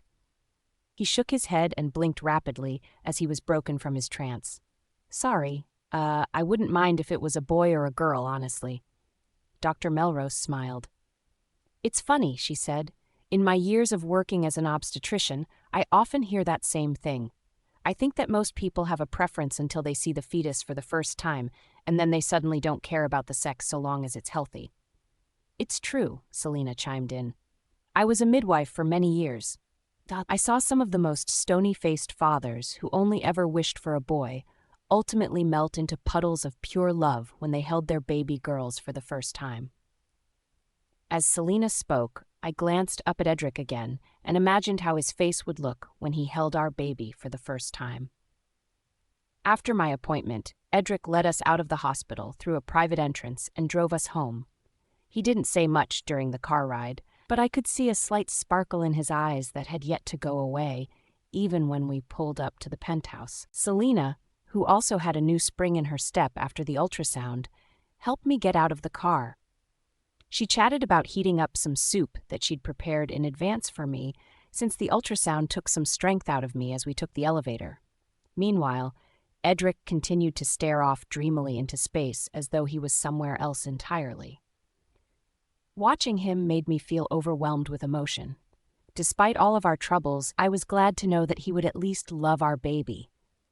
However, that dreamy expression changed when the elevator doors opened to reveal the sound of Verona's voice coming from the living room. "Mom?" Edric called, furrowing his brow as he followed the sound of her voice. I followed behind him, grateful then that I was wearing a loose-fitting dress to hide my belly. "Hello, darling," she said, getting up from where she was sitting on the couch with Ella. "I hope you don't mind a surprise visit." She kissed him on the cheek, then came over and kissed me on the cheek as well. "Not at all," Edric said, as he began to guide his mother back over to the living room. "It's just a little unexpected." "Well, that is the whole point of a surprise," she chortled. Suddenly, I started to feel a little lightheaded from the events of the morning. Selena, seeing this, took my arm and led me to the kitchen. "Come, I'll make you that soup," she said quietly, and together we left Edric and his mother to continue their conversation privately in the living room. I let out a sigh of relief as I sat down on the stool by the kitchen counter and watched Selena pull a bowl out of the cupboard. She clicked on the stove, then pulled a pot out of the fridge and set it down on the burner. Behind me, however, I heard Verona's voice drop low. It sounded as though she didn't want anyone else to hear, which meant that I couldn't help myself from pricking my ears to listen. "Edric, is she pregnant?" "Edric. Edric." My mother dropped her tone of voice and leaned closer to me. She took my hand in hers and gave me a serious, knowing look that only a mother could have. "Is she pregnant?" I frowned, hiding the fact that my heart had just started beating rapidly. "What?" I said, shaking my head. "What makes you think that?" My mother folded her arms across her chest and narrowed her eyes. "Edric, I'm your mother. You can't lie to me." There was a long silence after she spoke up, but her eyes never wavered from mine. Even in her old age, she was still just as astute and level-headed as ever. I had never been able to lie to my mother, and she knew that. Finally, I caved. "Yes," I replied quietly, "she is pregnant." "I knew it," my mother said. I could tell that she was hiding a bit of a smirk at her miniature victory, but at the same time she was dead serious. "Is it yours?" I didn't answer right away. I felt a lump rise in my throat after being put on the spot. Sure, I was planning on telling my mother eventually, but now? Like this? It felt so out of the blue, and I had no time at all to prepare an explanation. "It's not." "You know, the way you act around Ella," my mother interrupted, lowering her voice even more. "If you had another illegitimate child, it would only cause more problems for you, for the daughter you already have, and the baby. Not to mention the emotional toll it would take on that poor girl to feel like she birthed a baby that could never be truly loved by its father." I shook my head. "It's not mine, Mom," I lied, this time taking care to hide my lie even though it pained me to hide something like this from my mother. "It's someone else's." My mother went silent for a moment. I could practically see the gears turning in her head. I knew that she didn't believe me.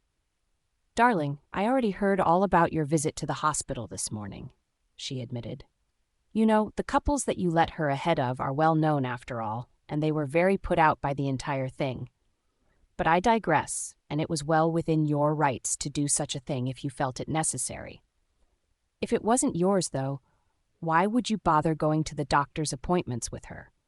And why would you care so much as to go against our hospital's policy like that?" No, I started to panic again. "I only wanted to help her," I lied once more. "She doesn't have anyone else, and those human doctors—" What was I supposed to say? That I cared about my daughter's nanny out of the kindness of my heart and didn't want her visiting some shoddy doctor who wouldn't give her and the baby in her belly the best care possible? My mother would never believe it. She had always been an intuitive woman, and even now I knew that she didn't believe me one bit.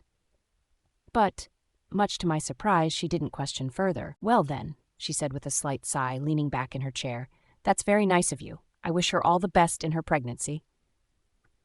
Just then, Selena emerged from the kitchen with tea. She set the tray down, then began to pour a cup for my mother. "Oh, thank you, but that won't be necessary," my mother said, standing. "I only wanted to pop in for a few minutes. I should be going now." Selena seemed a bit surprised, as was I, but I obliged, honestly relieved to know that such a difficult conversation was over for now. At the same time, however, I couldn't help but feel guilty for lying to my mother. And I couldn't help but feel even more guilty when I saw Moana standing in the kitchen, watching me. After my mother left, I retreated to my office for the remainder of the day.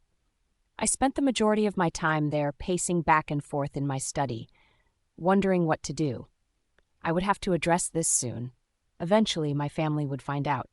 I couldn't hide it forever, and already I was on thin ice for blatantly lying to my mother's face like that in a way that no son ever should. But what was I supposed to do? I was put on the spot, and I hadn't prepared yet. While my mother was a perfectly reasonable and kind woman, I simply wasn't ready for the consequences yet. And what if she told my father? Unless she told my father already? But no. I told myself. If he knew, he would have certainly been here by now, berating me for hours. That was what he had done with Ella, and she was a purebred werewolf. I could only imagine his reaction when he found out that I was not only getting ready to bring another illegitimate child into the family, but a half-human one at that. Finally, dinner time came, and I decided to emerge from my office to join Ella and Moana. They were already sitting at the table when I arrived. Moana was tucking a napkin into the front of Ella's shirt while Ella stared hungrily at the plate of steak and potatoes in front of her. "Sorry I'm a little late," I said, sitting down in my chair. "Work got ahead of me this afternoon." Of course, I wasn't going to divulge to Moana that I'd actually spent the afternoon doing nothing but pondering how to tell my mother about the baby, and I especially wasn't going to tell her that in front of Ella. Moana didn't answer. I didn't think much of it at first and began to cut my steak, but when the table remained silent, whereas Moana would have normally begun to ask Ella questions about her day by now, I began to get suspicious. When I glanced up from my steak, I saw her glaring at me. She quickly looked away and popped a bite of glistening steak into her mouth, chewing slowly, but I saw the look she gave me. It was akin to the look she gave me in the kitchen when my mother left earlier that day. I cleared my throat and took a sip of my wine. "Delicious steak," I said, just wanting to fill the awkward silence. "Another craving?" "No." Moana's voice was sharp and quick like a jab with a knife. "It's just what Selena happened to prepare tonight." I swallowed, unable to ignore the fresh tone in Moana's voice, but I figured that it was just the pregnancy hormones, or maybe she was tired. Regardless, I wouldn't argue. After all, as the man in the baby supply store said, I shouldn't argue with the mother of my child. "Well," I said, cutting another piece of meat, "I'm sure Selena knows what you like and what's good for the baby as well. I'm happy to see you eating such hearty meals." Suddenly, Moana dropped her fork and her knife on her plate with a clang and abruptly pushed her chair back. She tossed her balled-up napkin down on the table with a frown, causing even Ella to look up from her meal and give her a confused look. "I'm actually not feeling well," she said. "I'm going to lie down. Ella, come get me when you're finished, all right?" Ella nodded slowly. Moana cast me one last dirty glance before turning on her heel and walking briskly out of the room. Moana. Hearing how Edric refused to admit that the baby was his to his own mother hurt me deeply. I found myself hardly able to speak or eat all day after overhearing him, and although I wanted to tell myself that he was only put on the spot when Verona asked about the pregnancy, I knew deep down that it was really because he was embarrassed to have a baby with someone from a lower social status. If he had simply denied my pregnancy, it would have been one thing, but to claim it was another man's baby altogether hurt me to my core. After Verona left, I found that tears were coming to my eyes. I decided to leave my soup unfinished and ran off to my room to cry without anyone seeing me. Once I was inside my room, I felt my emotions take over. I took a deep breath, steadying myself, and walked over to my mirror to will myself not to cry. As I looked at myself, however, and took in the appearance of my growing belly and my red eyes, I couldn't hold it in anymore. A few tears began to roll down my cheeks. I took in a deep, shaky breath and dug my fingers into the wood of my dresser. Just then there was a soft knock on the door. Before I could even gather myself enough to answer, the door cracked open. It was Selena. "You didn't finish your soup," she said, eyeing me as I quickly wiped the tears from my cheeks with the back of my hand. I shook my head. "I just lost my appetite. I'm sorry. It really was good soup, anyway." Selena stared at me for a moment, then, without permission, opened my door and stepped in. I caught a glimpse of the other maids behind her, who both quickly gasped and darted out of sight when they realized I saw them. I couldn't help but let out a sigh. "You might as well all come in, since you're eavesdropping," I said. After a moment, Lily and Amy entered too. Amy closed the door behind them and shot me a concerned look as I walked over to my armchair and sat down. "Go on," I said, feeling a little irritated. "Tell me how I'm being overly emotional." There was a bit of a silence. Selena cleared her throat and opened her mouth to say something, but before she could, Amy spoke instead. "He'll come around, Moana," she said gently. She came over to me and sat down on the ottoman next to my chair, then reached out and patted my hand. "I think he just needs a little time, that's all." I couldn't help but think that I'd already given Edric plenty of time, but the maid's kind words still lifted my spirits a little. "Right, Selena," Amy said, turning to face the older housekeeper. Mr. Morgan is just slow to open up sometimes, but he's not all bad. Selena cleared her throat once again. She seemed uncomfortable, and patted her apron absent-mindedly as her eyes darted back and forth as though she was searching for the right words. Edric really isn't all bad, she finally said. Deep down, he's a good man who means well. But Moana... She paused, pursing her lips. Don't forget that he's a wealthy CEO from the esteemed Morgan family. Expecting him to be forthcoming with his feelings about someone from a lower class is like asking a fish to climb a tree. The older housekeeper's words made my heart sink, but I suppose that she was right. I stared down at the floor for several moments as I absent-mindedly rested my hand on my belly. What sort of a future was I setting my baby up for? If Edric couldn't even admit to his own mother that he was the father of my baby, and if he was willing to make me look bad by implying that I was impregnated by a stranger or someone unworthy of being in the baby's life, then was that fair to the baby? It almost made me wonder if the baby would be better off not knowing his or her father at all. I'm sorry, Moana, Selena said finally. I could tell that she didn't mean to hurt me. I looked up at her and managed a weak smile, then stood. It's all right. Thank you for being honest. For the remainder of that day, Edric stayed in his study. He only finally emerged for dinner, and by that point, I was still fuming over his words from earlier that day. When he tried to talk to me at the dinner table and showed concern for my health, I finally couldn't handle it and abruptly stood up. I'm actually not feeling well, I said brusquely, pushing my chair back. I'm going to lie down. Ella, come get me when you're finished, all right? As I walked away, I threw one last angry glance at Edric. I knew I'd been too harsh and sarcastic just then, but at the moment, I just wanted to get away and be alone. Thankfully, Edric didn't follow me, and I was able to put Ella to bed that night without further incident. I was walking back to my room, however, when I ran into Edric. He seemed to be specifically looking for me, and I felt a lump rise in my throat. Can you just talk to me? He said, folding his arms. What's to talk about? I asked. Then, sidestepping around him, I'm just going to bed. Good night. But it seemed that Edric wasn't satisfied. He followed me into my room, then closed the door behind himself and gave me an annoyed look. I'm running out of patience with your sarcastic attitude, and he said coldly before I had a chance to kick him out of my room.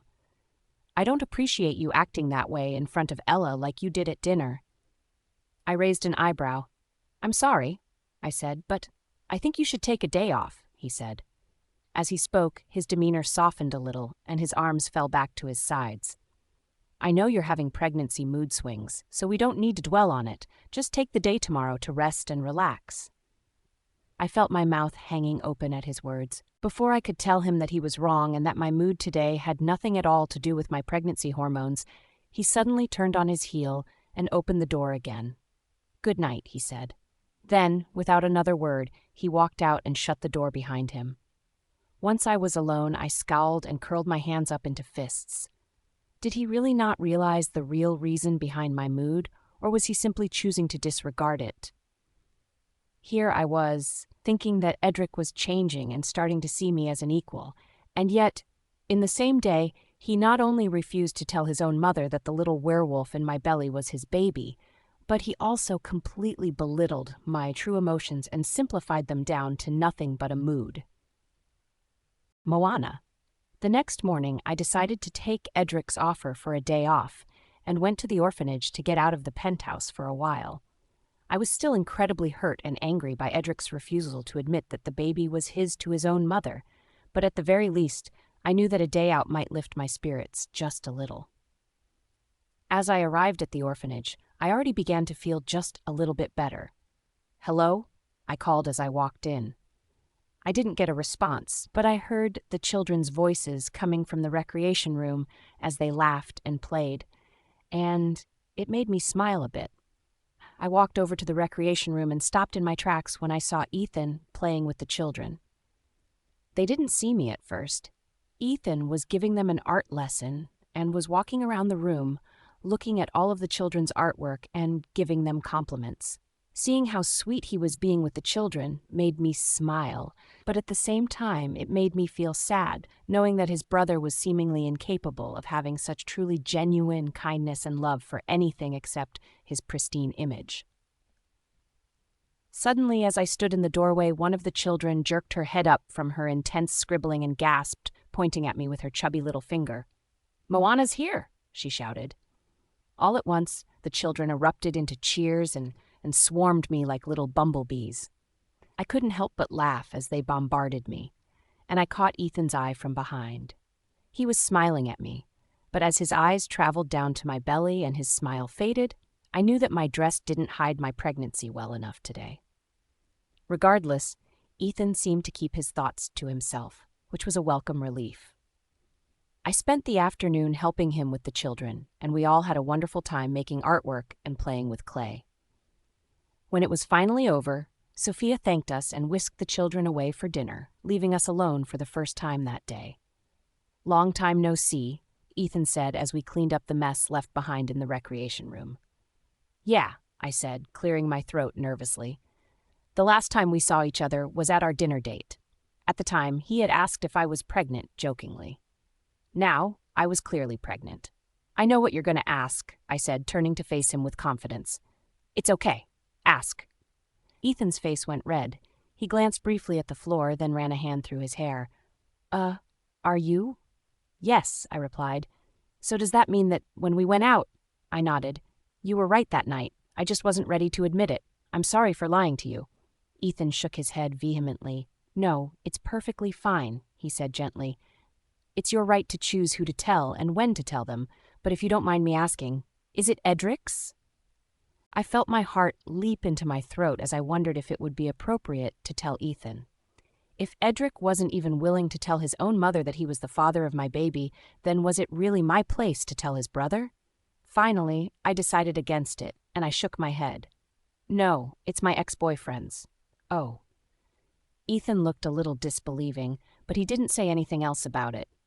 But suddenly, at the mention of Edric and the thought of how he couldn't tell his mother about our baby, I felt a tear come to my eye. I quickly wiped it away and sniffled, turning away, but Ethan saw it already and rushed over to me. "Are you all right?" he asked. "I'm sorry if my questions bothered you. I didn't mean to." I shook my head. "No, not at all," I replied. "It's nothing like that. I don't mind the questions. It's just—" Ethan cocked his head and touched my shoulder. "What is it?" he said quietly. "You know you can talk to me. We're friends." I smiled a bit at his kind words.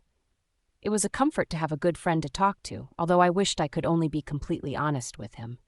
Still, I needed someone to vent to who wasn't Selena or the maids, and it was hard to resist Ethan's kind and sweet face.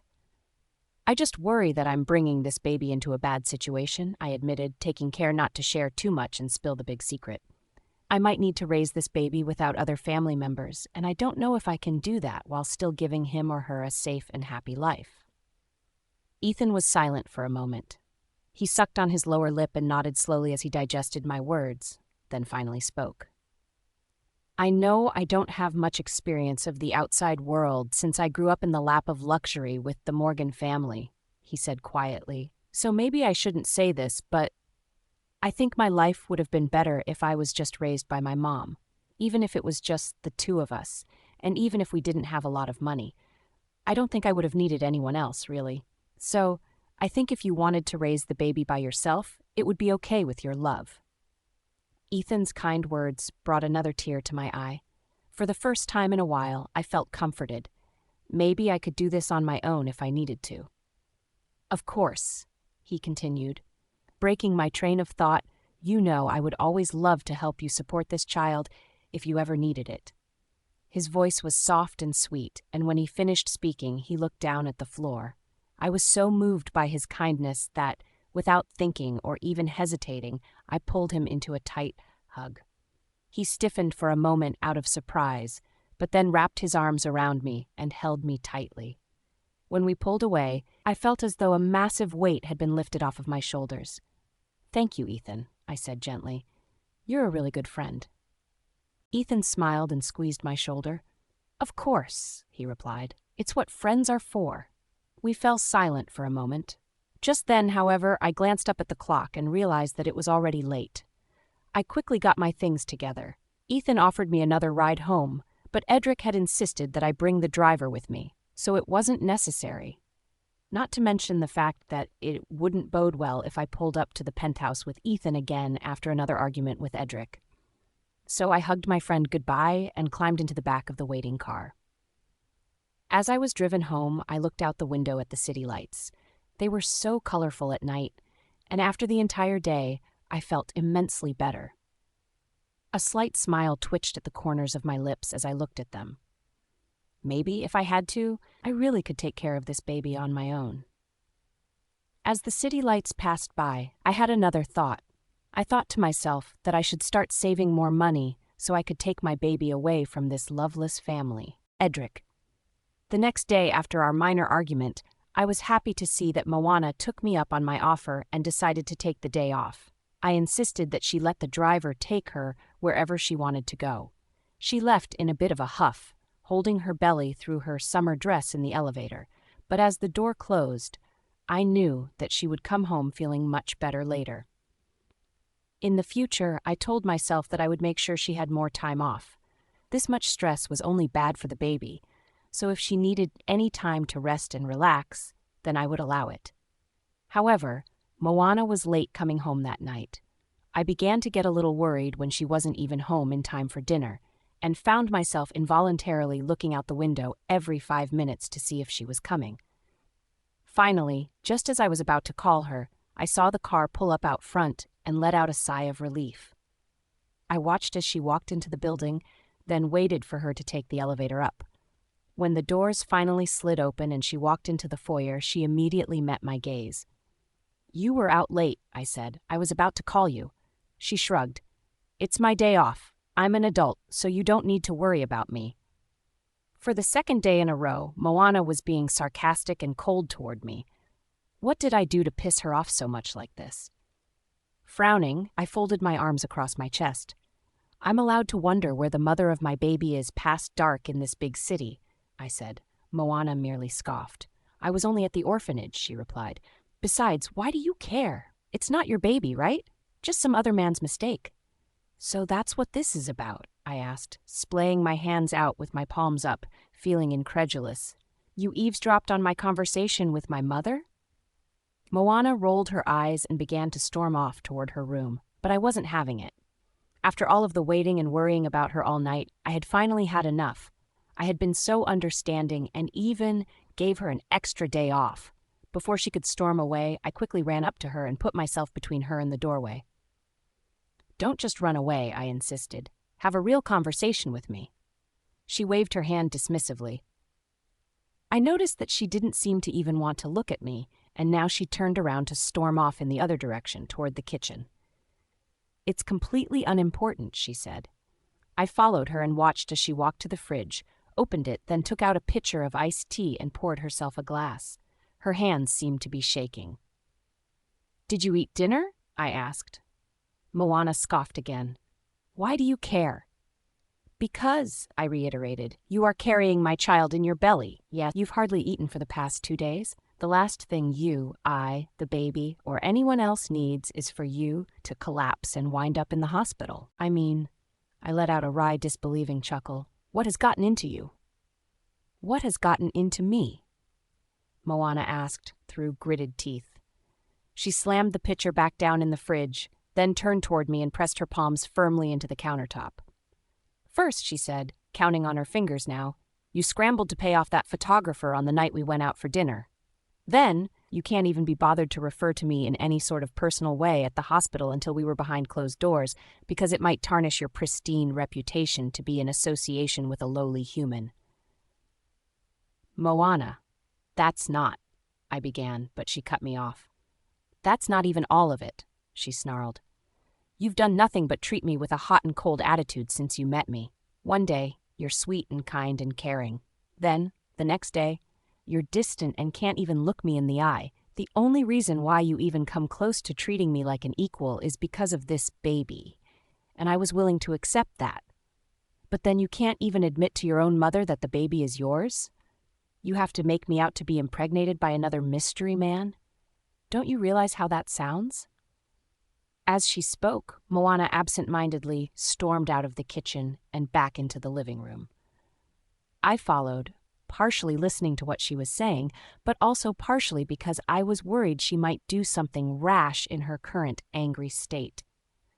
"You know," she said, her voice still raised, "I thought that you were really starting to see me as an equal.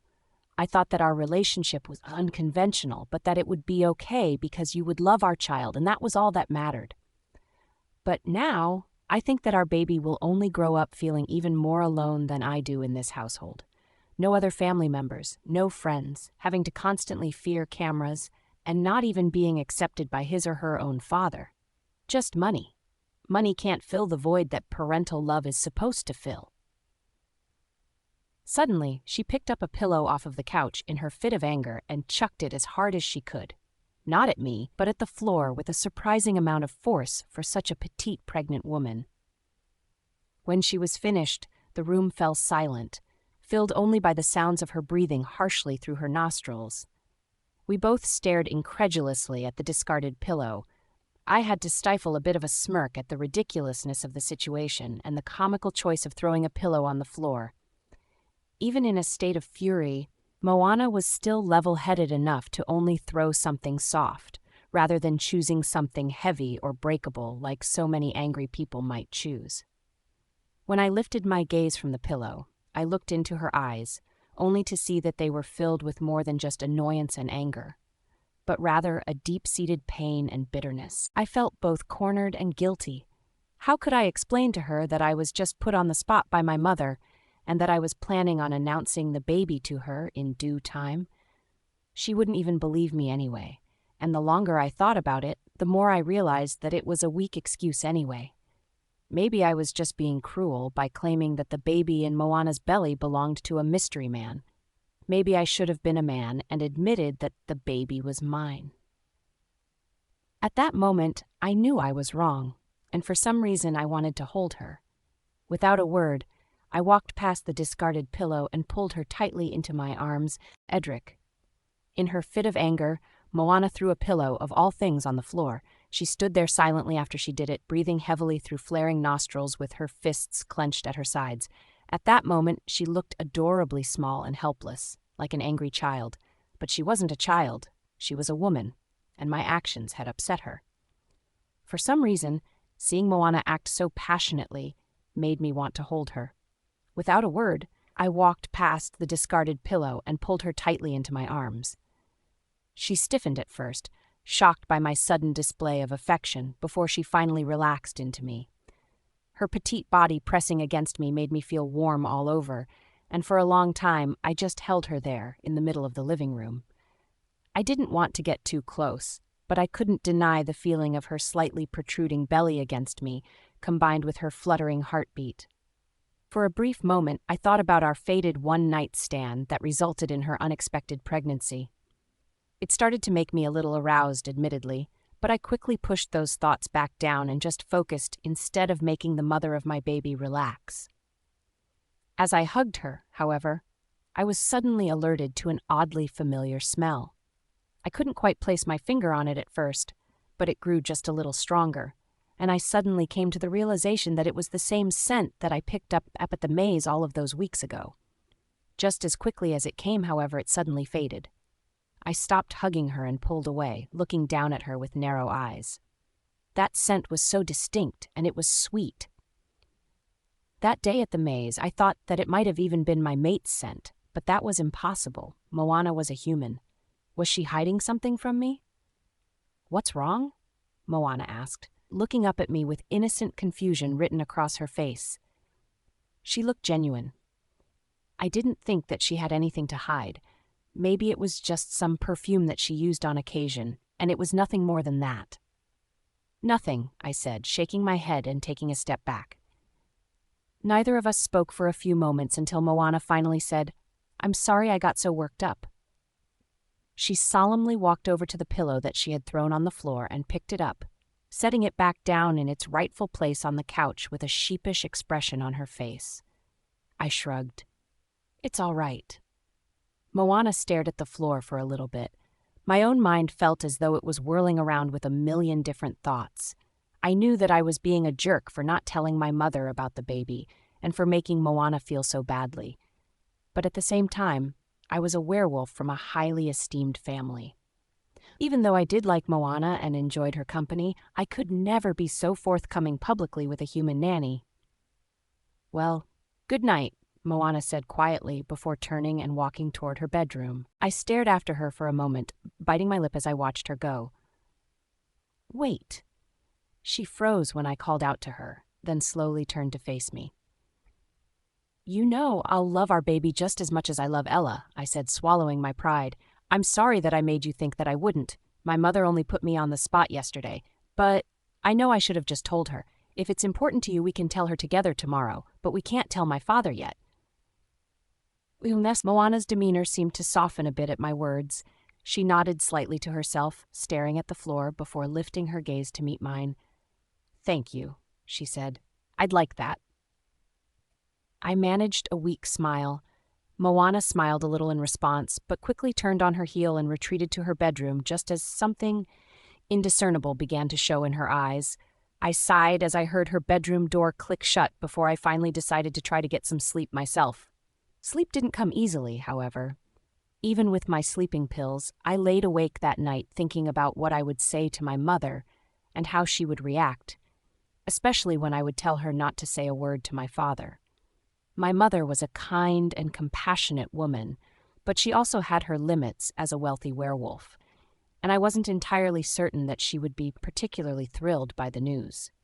At the very least, there was some comfort in knowing that she would still support my decision. Not only that, but it was a comfort to know that it would make Moana happy. I didn't want to cause her too much stress for the baby's sake. That night, as I laid awake, there was one other thing that kept floating through my mind. What was that scent, and why was it so sweet to me? The following afternoon, I kept through with my promise about telling my mother about the baby. We invited my mother out for lunch to tell her the news at a nearby restaurant, but told her specifically to come alone. I knew that she already had an idea about what we were going to tell her, but if she did, she didn't say anything about it. I always appreciated that about my mother. When we arrived, my mother was already sitting at a table outside. It was a well-to-do establishment that was heavily frequented by other celebrities, so I felt comfortable taking my mask off when Moana and I sat down. "Hello, dear," my mother said to Moana, squeezing her hand. Her eyes momentarily flickered down to Moana's belly, but she quickly looked away and smiled. "I hope you don't mind, but I already ordered tea." "Thank you, Verona," Moana replied with a somewhat stiff smile. I could tell that she felt a bit uncomfortable in a wealthy establishment like this, but I'd made sure to have her get dressed appropriately, so she didn't look terribly out of place. Of course, there were a few strange looks, as it was rare for a human to dine here, but no one was going to make a fuss about it with my mother and I here. The waiter quickly returned with our tea, then took our lunch orders. We made small talk while we waited for our food and ate pleasantly when our food came, but I could feel that the tension in the air was thick. The tension was only growing thicker by the minute as my mother no doubt began to come to her own conclusions in her head about why we were here, and Moana seemed to be getting impatient beside me, so I decided that it was time to get it over with. "Mom, Moana and I have something to tell you," I said, staring down at my plate as my heart quickened a bit. My mother raised an eyebrow when I looked up at her. "You were right the other day. Moana is pregnant with my child." Moana. When Edric finally told his mother at lunch that I was pregnant with his baby and not some other man's baby, there was a long silence. I felt my heart jump into my throat as my hands shook nervously underneath the table. What was his mother going to say? Was she going to accuse me of trying to lock down her son with a baby in order to gain money or social status? Was she going to tell me to leave and stay away from the Morgan family before I sullied their reputation with my status as a human nanny? All of these things swirled around in my mind for those long few moments when no one spoke, causing a slight wave of nausea to wash over me. Suddenly, I lost what little appetite I had for my lunch, although I was already so nervous before it. that I couldn't bring myself to eat much anyway. Finally, and much to my pleasure and surprise, a broad smile spread across Verona's aging face. "Oh, how wonderful," she said, clasping her hands together happily. "I'm so happy." Beside me, Edric's eyes widened. "Really?" he said, sounding just as incredulous as I felt. "Of course," Verona exclaimed. "Another grandchild." She quickly lowered her voice then, realizing that someone might overhear if she got too excited about it. "I must admit that I am a little worried, though," she said, her smile fading somewhat. "Worried about what exactly?" Edric replied. Verona sighed and looked down at her plate. "Well, you're not married yet," she said. "What's your plan for raising the baby?" Finally, I took an opportunity to chime in and said proudly, "We've decided to co-parent." Verona raised an eyebrow and looked back and forth between Edric and I for a moment. She looked a little confused, and I felt a bit embarrassed then, as I realized that a wealthy woman from an older generation might not be so understanding of an arrangement like ours. "Moana will continue living with Ella and I at the penthouse," Edric elaborated. "We'll raise the baby together so he or she can experience having both parents in the same household. Plus, Ella loves Moana as her nanny, so it wouldn't be fair otherwise." Edric's mother was silent for a few moments, seemingly processing this new information. I felt my own anxieties growing as I wondered what she would think of our unconventional arrangement. "You know, this could be harder than you think it will be," Verona said finally. "Think about how it could confuse the child. Are you sure you wouldn't consider just getting married? Besides, with your father—" "I won't get married," Edric suddenly said, somewhat abrasively at that. Verona seemed a bit taken aback. Although I was used to this sort of behavior from the alpha billionaire by now, I was a little hurt by his abrupt statement of intent, too. "Well," Verona sighed and picked up her tea, taking a long sip. She set the cup back down in the causer with a slight clang, seemingly a little annoyed. I couldn't tell if that was because of her son's refusal to get married, or if it was because he accidentally impregnated a human nanny. "Just don't make any arbitrary decisions," she said, looking sternly at Edric. "Make sure you really consider all of the factors involved before you make such broad, sweeping choices." Edric didn't answer Verona's comment. Admittedly, although I felt a little awkward, it was also nice to know that maybe the alpha billionaire's mother was at least a little bit on my side. While I had come to terms with our co-parenting arrangement, I also wondered what sort of emotional impact it would have on our child. Finally, Edric spoke again. "There's one more thing, Mom," he said, adjusting in his chair uncomfortably. "It's about Dad." Verona frowned. "What is it?" "I'd like it if you wouldn't tell him until we have absolutely no choice," he said quietly. He paused and sucked on his lower lip for a minute, thinking. "Moana has only been pregnant for a short while. I'm afraid that he might do something to the baby if he found out now." Both mine and Verona's eyes widened. Edric hadn't mentioned this concern, and suddenly I felt incredibly anxious and put my hand over my stomach protectively out of instinct. Was my baby in danger? "Edric," Verona said, shaking her head disappointedly, "your father isn't that bad.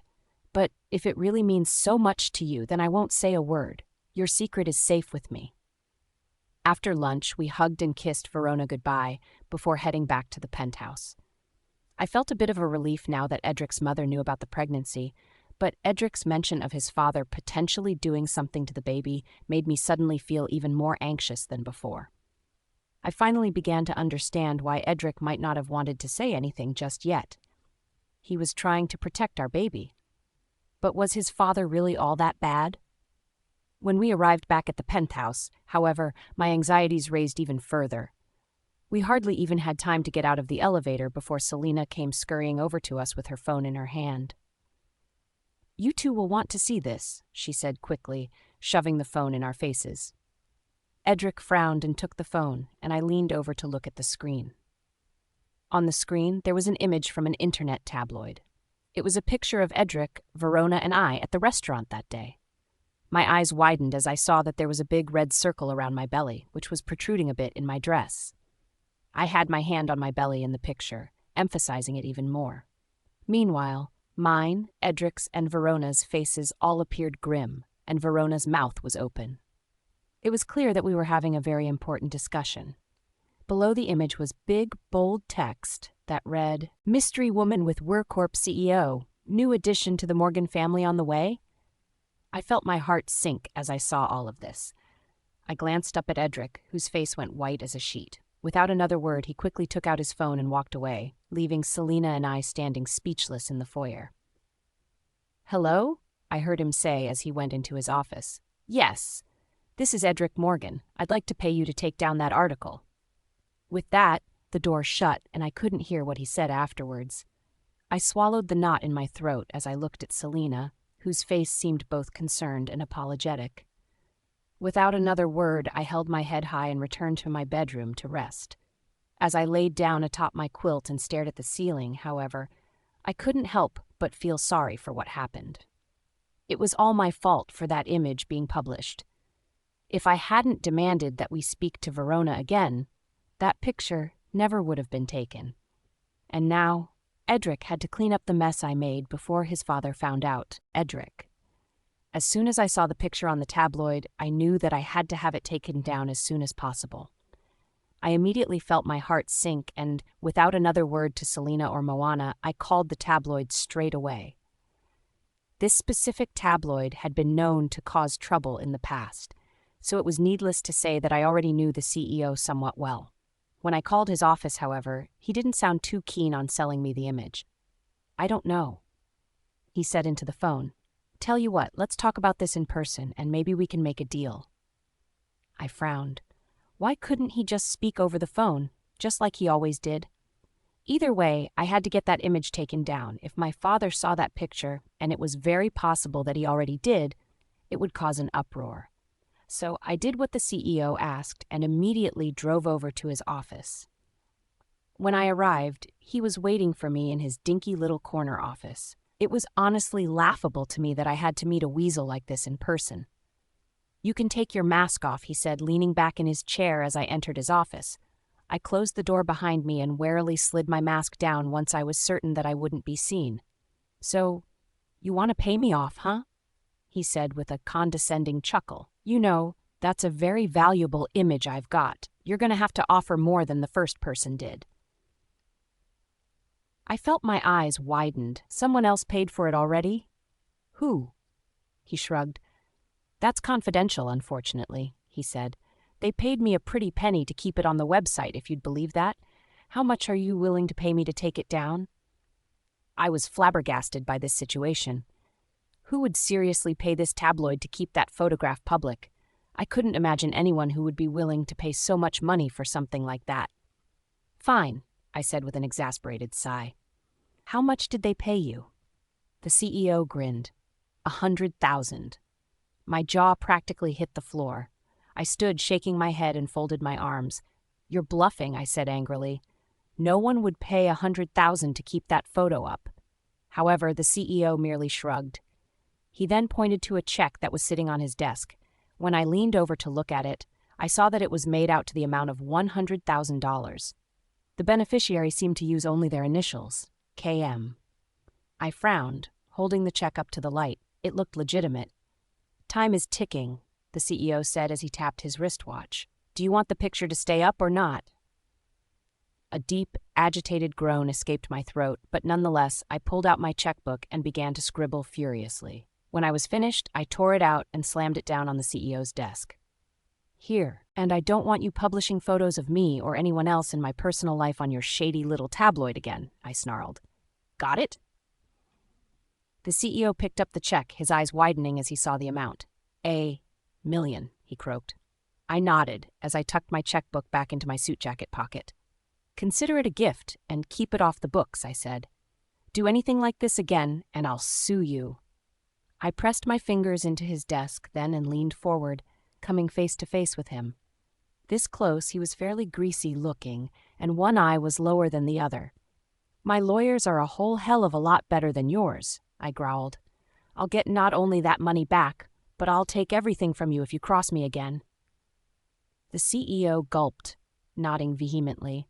I watched with disdain as he slowly took the check off of his desk with a shaking hand and folded it, slipping it into his pocket. "Right away, Mr. Morgan," he said quietly. "It won't be a problem anymore. I'm sorry."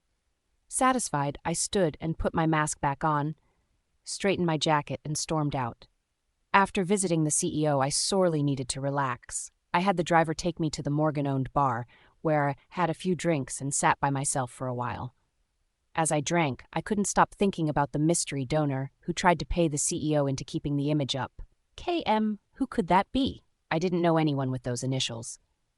A few drinks later, however, and I was finally feeling a little more relaxed now that the business was over. It was getting late, so I decided to return home. When I arrived back at the penthouse, everything was dark, except for a single lamp in the living room. I sighed, loosening my tie as I walked over to shut it off, but stopped when I saw the reason behind why the lamp was left on. Moana had fallen asleep in the armchair. There was a book sitting on her lap. She must have fallen asleep while reading. I went to shake her shoulder and wake her up, but then paused. She looked so peaceful. Her chest was rising and falling gently, with her head leaning to one side on the back of the chair, causing a loose curl from her hair to fall into her eyes. For several moments I just stood there, admiring her. Maybe it was the alcohol, but I thought that she was beautiful. I couldn't bring myself to wake her up when she was sleeping so soundly, especially after all the stress she'd been under lately. So, slowly and quietly, I gently took the book out of her hand, then slid my arms underneath her and picked her up. Surprisingly, she didn't even stir when I lifted her up. She let out a small, content sound that made a slight smile twitch at the corners of my lips, then nuzzled her head against my chest. I gently carried her to her room, where I laid her down on her bed and pulled her quilt up to her waist. In the moonlight, she looked even more beautiful. She was like a sleeping angel, and all I could think about was the baby inside her belly. For the longest time, as I watched her sleeping, I didn't think about the tabloid or the mystery donor. I didn't think about my father or the differences between her status and mine. I only thought of how lovely and peaceful she looked, and for a brief second, I couldn't help but hope that our baby had her curly red hair. As I watched her sleep, something strange happened. Maybe it was the alcohol after all, but without thinking, as though I was in a trance, I slowly walked around to the other side of the bed and laid down. And within just a few moments, I was fast asleep beside Moana. After I put Ella to bed, I decided to read in the living room for a little while to relax. The summer evening air was pleasant, but it was also warm, which made me sleepy. Before I knew it, I had dozed off entirely. However, I woke up the next morning in my bed instead of in the chair. That was strange. I didn't remember getting up and going to bed, but I supposed that it wasn't entirely unheard of. I yawned and rolled over onto my back, feeling the morning sun stream in through my window and hit my cheek. But then I saw something next to me, a person. I immediately yelped and jumped out of bed instinctually. I relaxed a little when I saw that it was Edric and not some stranger. But what was he doing in my bed? He was still wearing his clothes and even had his shoes on. As I stood there, my brow furrowed. Edric's eyes suddenly snapped open and shocked me even further. He looked around confusedly for a few moments, just as I had, before he came to the same realization that I did and abruptly jumped out of my bed. For several long, uncomfortable moments, we just stared at each other in disbelief from the opposite sides of my bed. I'm sorry," he said finally, running a hand through his hair with an embarrassed expression on his face. "I saw you were sleeping on the armchair last night when I got home, and I didn't want to wake you, so I carried you to bed. I guess I was so exhausted I fell asleep without even realizing it. I had a bit to drink last night." Well, I suppose that explained it. While it was strange, hearing that he cared enough to carry me to bed without waking me made my heart flutter a little. It was sweet, knowing that he would do something like that for me. "Thanks," I stammered in response, feeling my face get hot. Edric only nodded, then abruptly turned on his heel and briskly walked out of the room. I watched after him for a moment, watching as the door clicked shut behind him. Did the cold Alpha CEO really go out of his way to carry me to bed last night? The thought of it admittedly made my heart flutter, although the fact that he fell asleep in my bed was a little odd. Still, I figured that he really was just exhausted after running around all day, so I decided not to let it bother me, and instead got ready for the day. After showering and putting on my clothes, I woke Ella up and got her ready. Unfortunately, we couldn't go for our morning walk just in case we drew too much attention due to the tabloid. But Ella didn't seem to mind, as we spent the afternoon playing inside and doing arts and crafts instead. By mid-afternoon, however, she had completely tired herself out and was starting to get cranky, so I took it as an opportunity to give her a nap and take some time to rest for myself as well. Once she was fast asleep for her nap, I made my way over to the kitchen to make myself something to eat. Much to my surprise, Edric was standing in the kitchen when I arrived. "I thought you were at work," I said, glancing at my watch. Edric, who was sitting at the kitchen counter with a sandwich on a plate and a newspaper in front of him, merely shrugged. "Meetings were short today," he said. I nodded, feeling my face get red as I remembered waking up next to him, and quickly turned my back to hide my face as I made my own sandwich. Neither of us said anything. I methodically spread some peanut butter and jam on 2 slices of bread, then cut the sandwich diagonally and poured myself a glass of milk. When I turned back around, I felt my face go red again when I saw that Edric was looking right at me over the top of his newspaper. When he saw that I noticed him, he quickly hid his face behind his newspaper again and cleared his throat. "My family throws an end-of-summer banquet every year," he said, somewhat abruptly. "It's not for a few weeks, but Ella will of course be expected to be there, and by extension so will you." "Oh, I glanced down at my growing belly as I held my plate in one hand and my glass of milk in the other. Many of my dresses were getting to the point where my belly showed, aside from the couple of loose dresses that I had, but neither of those were anything but strictly casual. "What's wrong?" Edric said. "Do you not want to go or something?" I looked up to see that he had set his newspaper down and was now looking at me intently. No, it's not that," I reassured him, setting my lunch down on the counter. "It's just, well," I then gestured to my belly. "Don't you have anything loose to wear?" he asked. "It's only a few weeks from now. You probably won't be much bigger by then."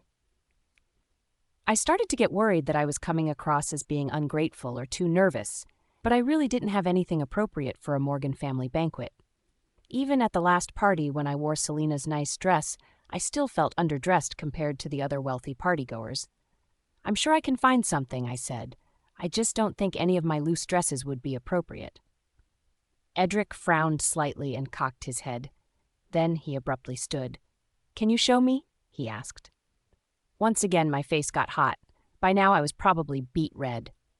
"You don't have to try them on," he said. "Just show me." I was a bit confused as to why the Alpha CEO was suddenly so interested in my clothes, but I nodded and gestured for him to follow as I made my way over to my room. I opened my closet, which was already fairly sparse as I hadn't gone shopping for quite some time, and pulled out the 2 hangers that held my only loose dresses. One was just a plain linen dress for the summer heat, and the other would be too warm. Edric scratched his chin, thinking deeply. "You're right. Neither of those will do. You might need to do some shopping, not just for the party, but in general. You're going to need maternity clothes soon." "I'll ask Selena to go with me someday then," I said, turning and hanging the dresses back up. "If you don't mind me taking an afternoon off." Edric waved his hand dismissively and turned on his heel, heading for my door. "I'll take you tomorrow.